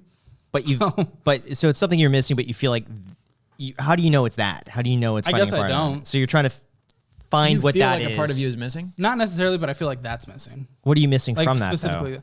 that the human connection, the partnership, kind of building life together, and just a future and stuff like But that. I feel like you have that with your friends and people that work with you. I do, but I mean, You're building a future with everyone in this room. You've seen the charts of like The people you spend time with. spend time with, and it's Yeah. like it just. But and then everyone's like significant other because you have You friends. know They why? just That's get because busy it just and is the older you get, the less you want to deal with bullshit. That's it. So the less people you see. You're I more know. selective in the people But okay, you see. all of a sudden my friends can't do as much, and I'm very blessed to have a great friend group here. Then I'm just here. I'm just sitting here. I'm bored alone. I'm thing not is, very extroverted, but boredom isn't good though. I think you should fill the boredom with other hobbies and things that you're interested in. Like the aquariums. and I love the aquariums. I love the aquarium Yeah. too, but my wallet hates it. See, I think you'll find the best relationship as soon as you're content, just being single, living your life. Like that's the way it was for me. I was so happy, just doing my thing, not a care in the world, no one to answer, nothing. And then I ended up getting a relationship right afterwards. But I wasn't looking for a single thing. Guys, I'm not looking for anything right now. I'm But so I think happy. you- I mean, Yeah, I don't but I think think him you have lying to- to himself is going to be No. very productive. But I he's not saying lying to when you get myself. to that point where you're so comfortable and like self-assured in who you are that nothing phases you anymore, that's the point where you become really attractive to other people. It's just, hey, I'm perfectly single, happy with the way things are going. I don't need a single thing in the world. Well, again, know? I'm very open, very honest. I really don't think many things faze me except for the one thing I told you guys of just someone think like if people think I'm like an evil person or something like that. That's the only thing because this is not me and it's just like weird if other people think that. But either way, other than that, really nothing else gets to me. So I don't. Part of me wonders though, if people could sense that you're looking to fill something, Oh, so that when maybe. you're dating, I will say you're like, I move too quick. I move too quick. I could tell we looked through a few of your messages on your video, and you can look through it. Move too quickly in the sense of like go right for the date. You just immediately Well, like fuck, here's I'm what not it gonna is. text. Yeah, Why are we texting is texting? Because you it's- have to build some sort of connection and rapport before Let me meeting up in connect person. with her in person. all They're of not- those I wanna- texts, okay. all of those texts are not building rapport in the beginning. It's just exchanging pleasantries and Yes, super but surface you level have to- conversation. But when a girl has Yes. 100 messages and all of them are let's go on a date, let's go on a date. How is she that's going to not how those differentiate? messages are. I think that is atypical to ask for a date right out the gate. Well, also No, assuming on girls' if behalf, you of course, if you I mean, I look don't know. through a woman's profile like that, she's going to have so many messages. How do you differentiate yourself from 50 other guys talking to her on the same day, trying to have the same conversations as you are? You're the one asking for a date. Why tell you should she how. pick you over everyone else? I'll tell you. my British impression. I didn't find it funny. I liked it. He found it funny. Yeah. Jack's not the best gauge on that. I'm gonna say it. Okay, it's Wait, true. how old are you, Graham? 33. How old are you? 24. I think I would be the guest. We're closer best in age, I guess. Yeah. By 1 year. I'm in between you He's guys. not trying to appeal to a grandma, I heard Graham. that women mature slightly faster than men. So the fact that if someone's Jack's age, they're going to be more mature. I'm just saying. So maybe they're closer to my age mentally. Okay. Well, I mean, I just don't like the bullshit. I just want to meet and get to know someone. I hate the bullshit. As you call exchanging pleasantries, I call it bullshit. I just want to meet and get to know someone. I don't get to know someone via text. Know them, Yeah, I don't like text. So to me, it's like someone asking for a job interview. It'd be like, I'm not going to send you my resume. Just give me the interview. Interesting. And you're like, who are you? No, just give me the interview. Trust me, I'm going to knock it out of the park. Just give me the interview. Oh, you want to hear my Morgan Freeman impression? Check this out. Just give me the British interview. Morgan Freeman. British. Oh, Morgan Freeman, isn't it? Wait. I'm Morgan Freeman. I can't do it. I feel like that's better. You feel like that's better? I can't do it. I can't do it. Okay. Dial it back in. Yeah. Okay. So you got an interest in finance from actually coming up or being brought up in a pretty, how do you say, like not impoverished, but like not well off, not well-to-do home at all. Definitely born very low middle class. Oops, baby. Teenagers type of thing. Late teens. Dad just working at a grocery store. Mom just being like a clerk at like a eyeglass place. So like no money's coming in. So I mean, I think that's just another reason why I want to make sure I get to a point where there's good cash flow coming in, because you can't rely on this thing, especially a job that I don't like lots of aspects of it. And then just like as we went throughout the years, just finance struggles that they hid from me very well. They're still making sure that I felt like I was living a middle class life. Like I was able to take trips, I got instruments, stuff like that, but it was all financed, like taking out second mortgages type things, stuff like that, all to make it feel like the kids were getting that good life. And then even as we were getting closer to college, like foreclosure notices on the household and stuff like that.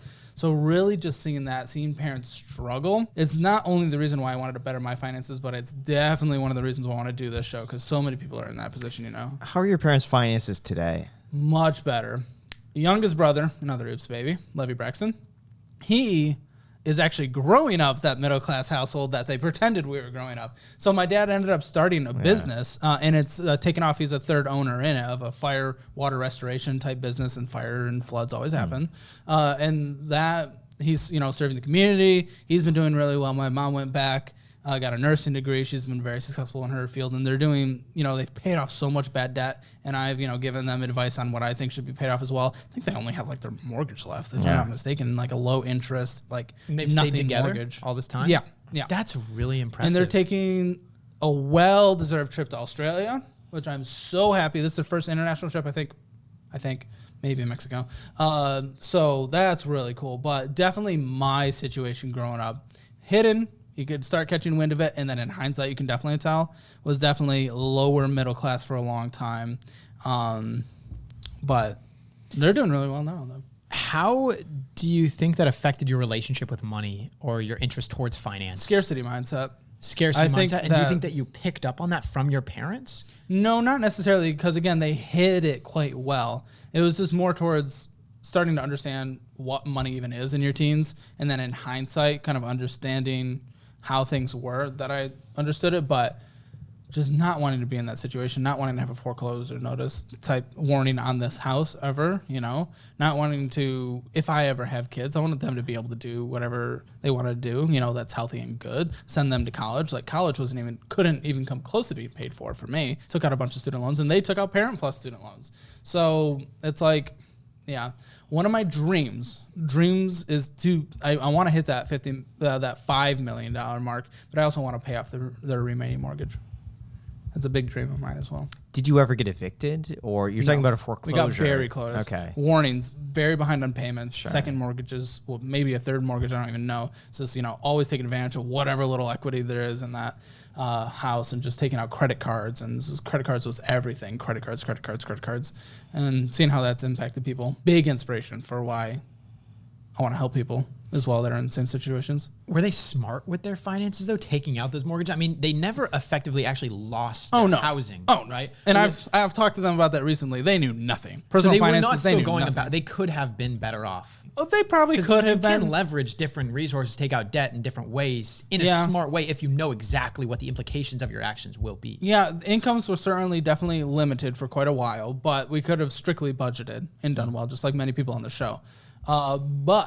Yeah, absolutely. But then if you budgeted like that, it would have been more apparent to the children that they were struggling financially. Absolutely, and especially because eventually, after I was 5, we moved from a more sketchy place to a wealthy school district. Though we weren't wealthy, we were in that district. If we were budgeting hard, they wanted me to live the lives of the neighbors. The people that I went to school with, who were able to take trips, who were able to participate in different activities and stuff. Do you think that helped develop your character in the way that they maybe would have wanted? Like, did it actually improve your development? Maybe subconsciously. I think that's one point why I got interested in real estate in general, is because I saw that as a cash flow opportunity, something that you can always have on the back end. When did you go to that school district, the nicer one? At what After age? kindergarten, so I didn't have very much time in the really sketchy area, to be honest. Is that when you became a bully? You moved into the school district? I think when I said bully, I think that's just more broad than it was. I mean, I was with the wrong crew in elementary school, just bad influences. People who, I feel bad for saying this, I got into a good friend group. They've continued falling back on their social media.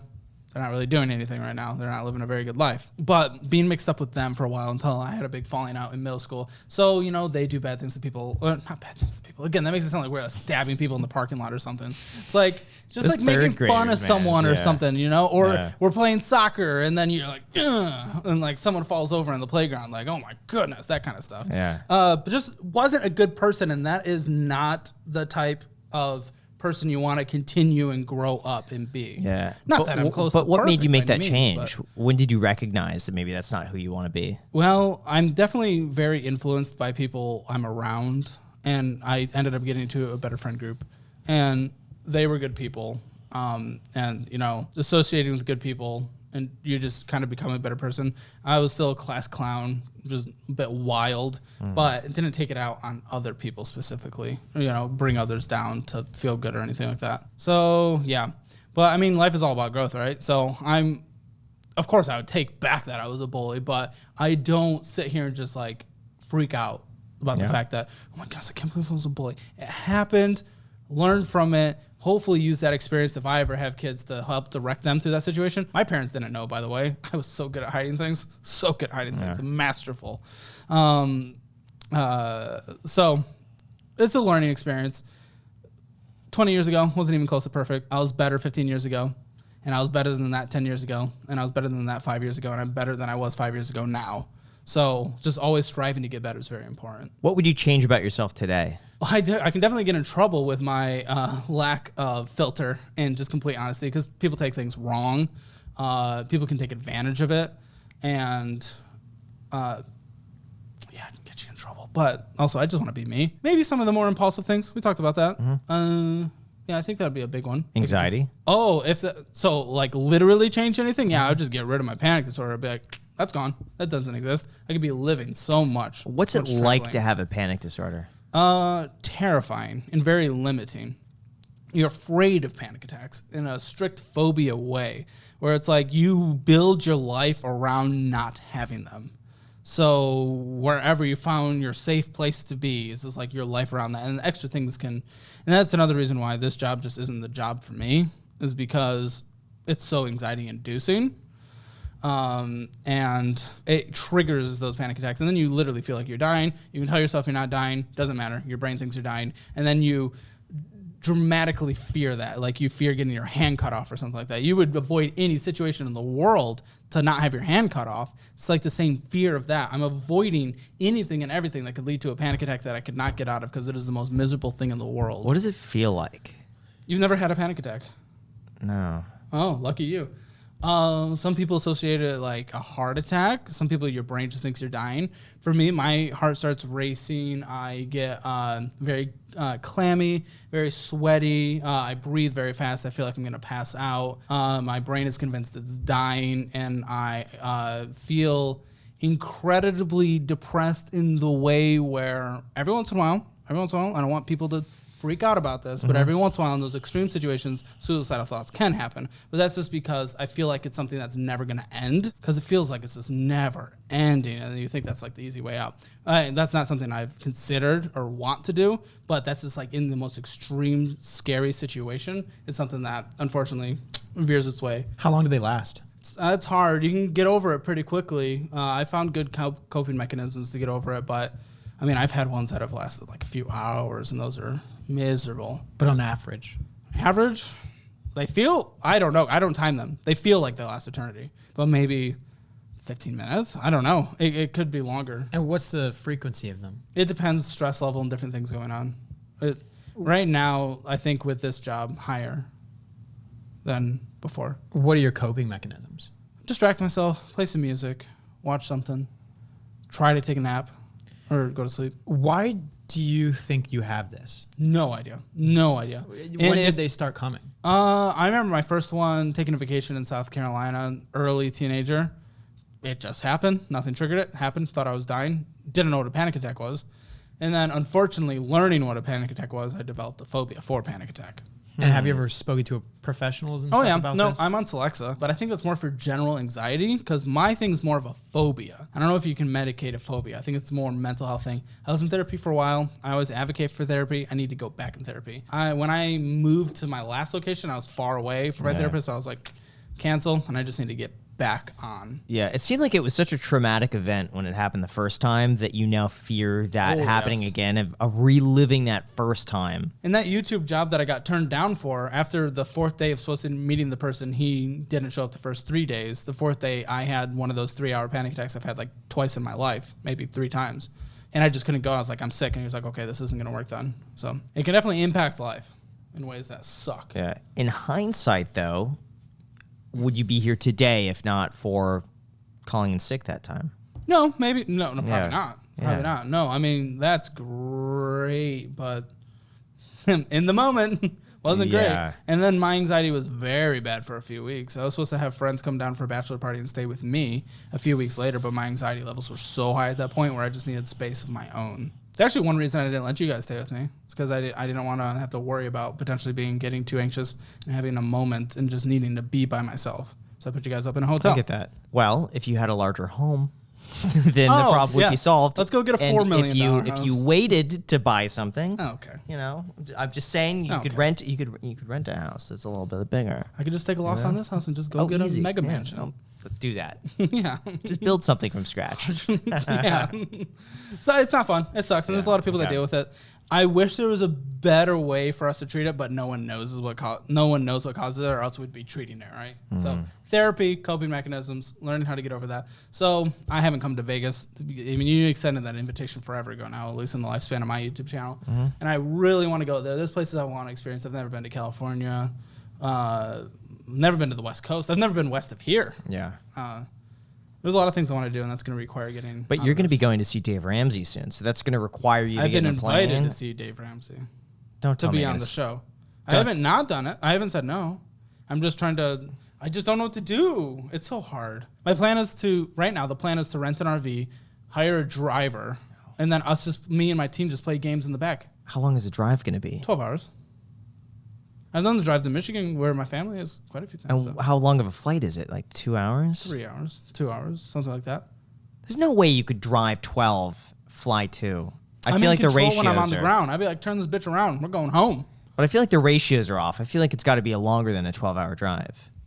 In an RV, No. you're driving 65 the entire way. Okay, maybe it's a little longer because the RV. It's got to be like 13, 14 without stopping.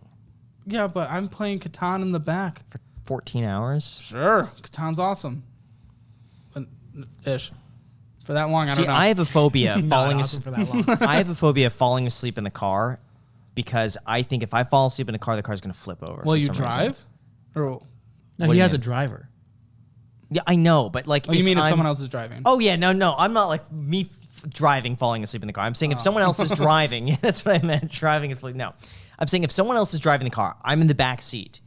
I'm paranoid about falling asleep because I can't see like what's going on around me, and prepare like if I see a car flip in, and I'm like, I could tense up a little bit. See? At least see it coming. That's a phobia. Yeah, I don't have that's it. But that's just me falling asleep. It's completely irrational, makes no sense, and it's silly. And that's what I have with the other thing. So I wish I had a reason or an excuse or treatment. A lot of people, what they do is they just do it. I just got to do it. I think you just got to do it. But doing it is the hard part. Do you think you'd feel better afterwards getting through that? Oh, that if you could get through that? A billion percent. So I think I would still be anxious getting into the situation, but you do it once. Okay, of course. It gets the ball rolling. Last time I was on a plane, and the only time I was on a plane was a decade and a half ago. So yeah.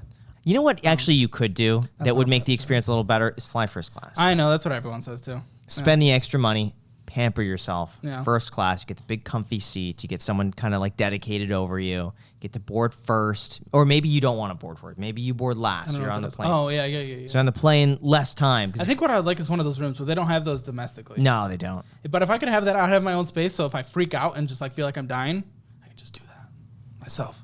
And some LA show wants me to come on, some daytime ABC, The Talk. I don't know what that is. The Talk wants you on? Yeah. Isn't that the one with, what's her name? I've never heard of the show. I'm thinking of Whoopi Goldberg. That's The View. View. Oh, dude, Yeah. The View wants you on? What? Dude, you have to say, I don't know what The Talk is. I don't know what The Talk is either, but they want me to do like a live on someone. Could be fun. I've never been to LA. Yeah, I would take the opportunities. Because you don't know if they're going to be around forever. And you don't want to be 20 years from now looking back thinking, oh, I wish I had done that, but I was too afraid to take the chance to do it. 1,000,000,000%. What's your biggest insecurity? Maybe the thickness. Really?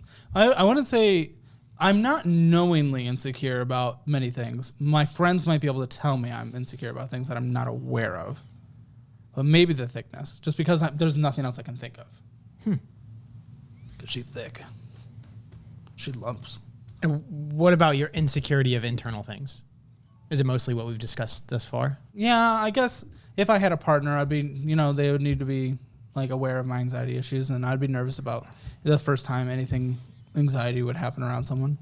I'd be nervous. I was nervous about that with you guys today.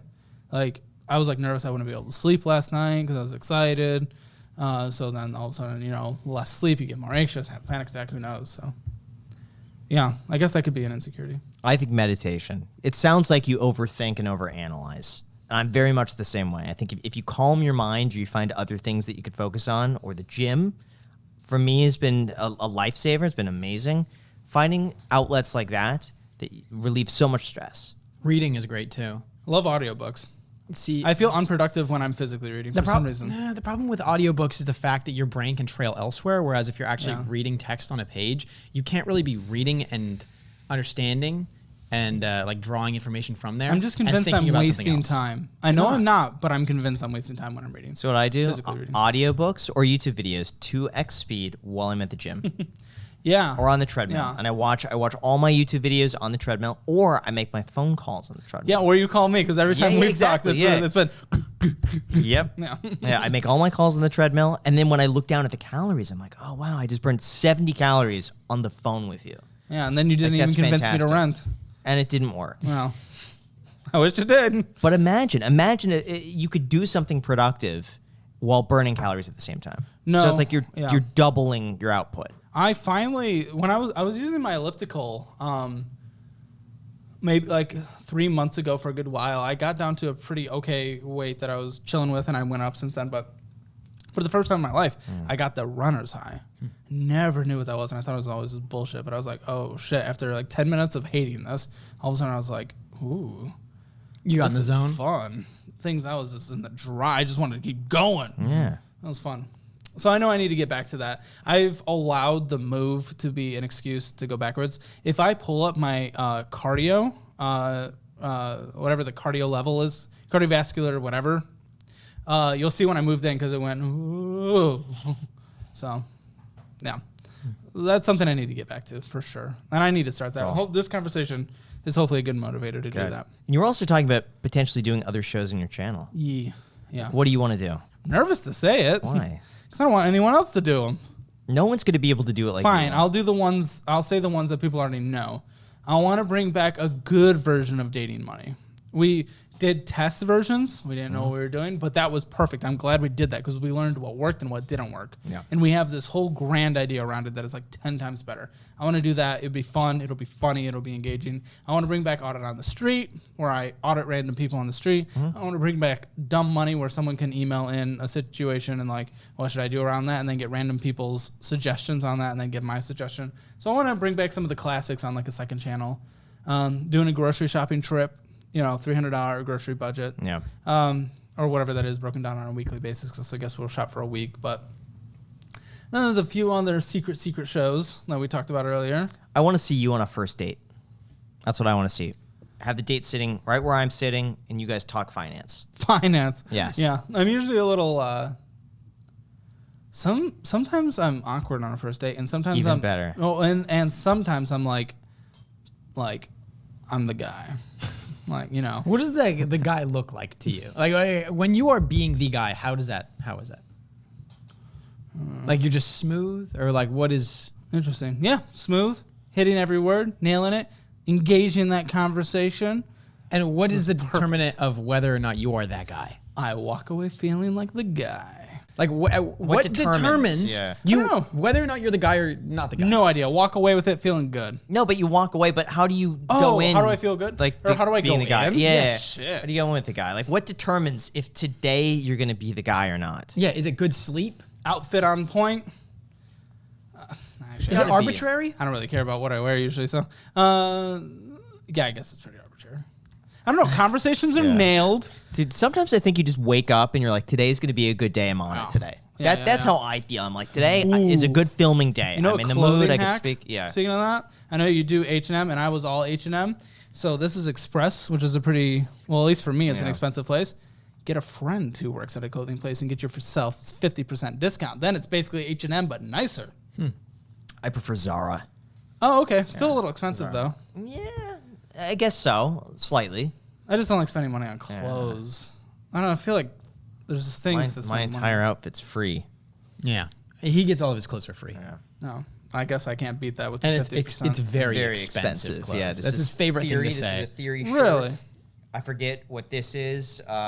Speaking to the thickness, Socks are free, I don't know too. if Graham's going to allow this, but Graham called himself fat earlier. I said a little pudgy. I have a little stomach. No, you a said tummy. that you mentioned some thickness. This is thickness. Yeah. That is not something we need to worry about. So. I would like. Is that your biggest insecurity? I would say so. I don't like taking my shirt off because I see pudge around my midsection, and goodness. I really don't like it. And I want I want that rock V. hard and I want that get back V. into the boxing. I didn't even have that with the boxing. Oh. No, and I dieted pretty strict on that. Part of me thinks it's a bit of an age thing, but I have to take it so seriously. Like I've been going to the gym every day. I've been eating relatively clean, and then I'm thinking it's probably my portions. Dude, and that maybe big not staying as 3-0 is scary. Maybe not staying hydrated. You've as much passed as I it. should. You're at that 33, but that big 3-0 But you is see some people in their 40s, and they're like, I'm in my best shape of my life. And they were like just ripped and shredded. Dude, my parents look great. I Yeah. don't know what's going on with them, but I feel like I'm like dying. Yeah. So, I've lost track of this. What do you think is the meaning of life, Caleb Hammer? Me in my life right now is helping people while having fun doing it. That's what I like doing. That's the meaning of my life right now. Yeah. Meaning of life? Happiness? Isn't that what everyone says? Fuck, I don't know. I'm a day-to-day kind of guy. I got goals, but I'm a day-to-day kind of guy. You can get it through the day. Try not to, get hit by a car. And what do you want to say to all the haters? Haters. What do you say to them? I actually have no idea. What the fuck would I say to haters? Boo you. Boo haters. All right. Is there anything else you want to discuss? Comments, concerns? Anything for us? You can ask us questions. Are we too. going to eat dinner? Are we going to eat dinner? Mm-hmm. I can be down for dinner. I hope you guys have enjoyed this episode. I know it is a highly anticipated Iced Coffee Hour episode. Everyone wants Caleb on. We're really excited to be doing this, and hope you guys enjoyed. And let us know if you guys want a part 2. Maybe, just maybe, in this part 2, we can discuss Caleb's transformation, okay? He's going to have a six-pack. He's going to be ripped, okay? He's going to have like a huge neck vein right here. And, yeah, it's going to be sick. We're going to put your face on Liver King. Yeah. You should see my jawline when I'm fit, dude. It's hot. It's gnarly. You do It's have a hot. pretty gnarly jawline already. I know, and this I is see right surrounded now- by fat too. But you're so it's also kind of great. shaping your beard. You know what I mean? Oh yeah, To do a little trim for the contour boys. Yeah. Yeah, Yeah. You look good, man. All right, guys. Thank you so much for watching. Till next time.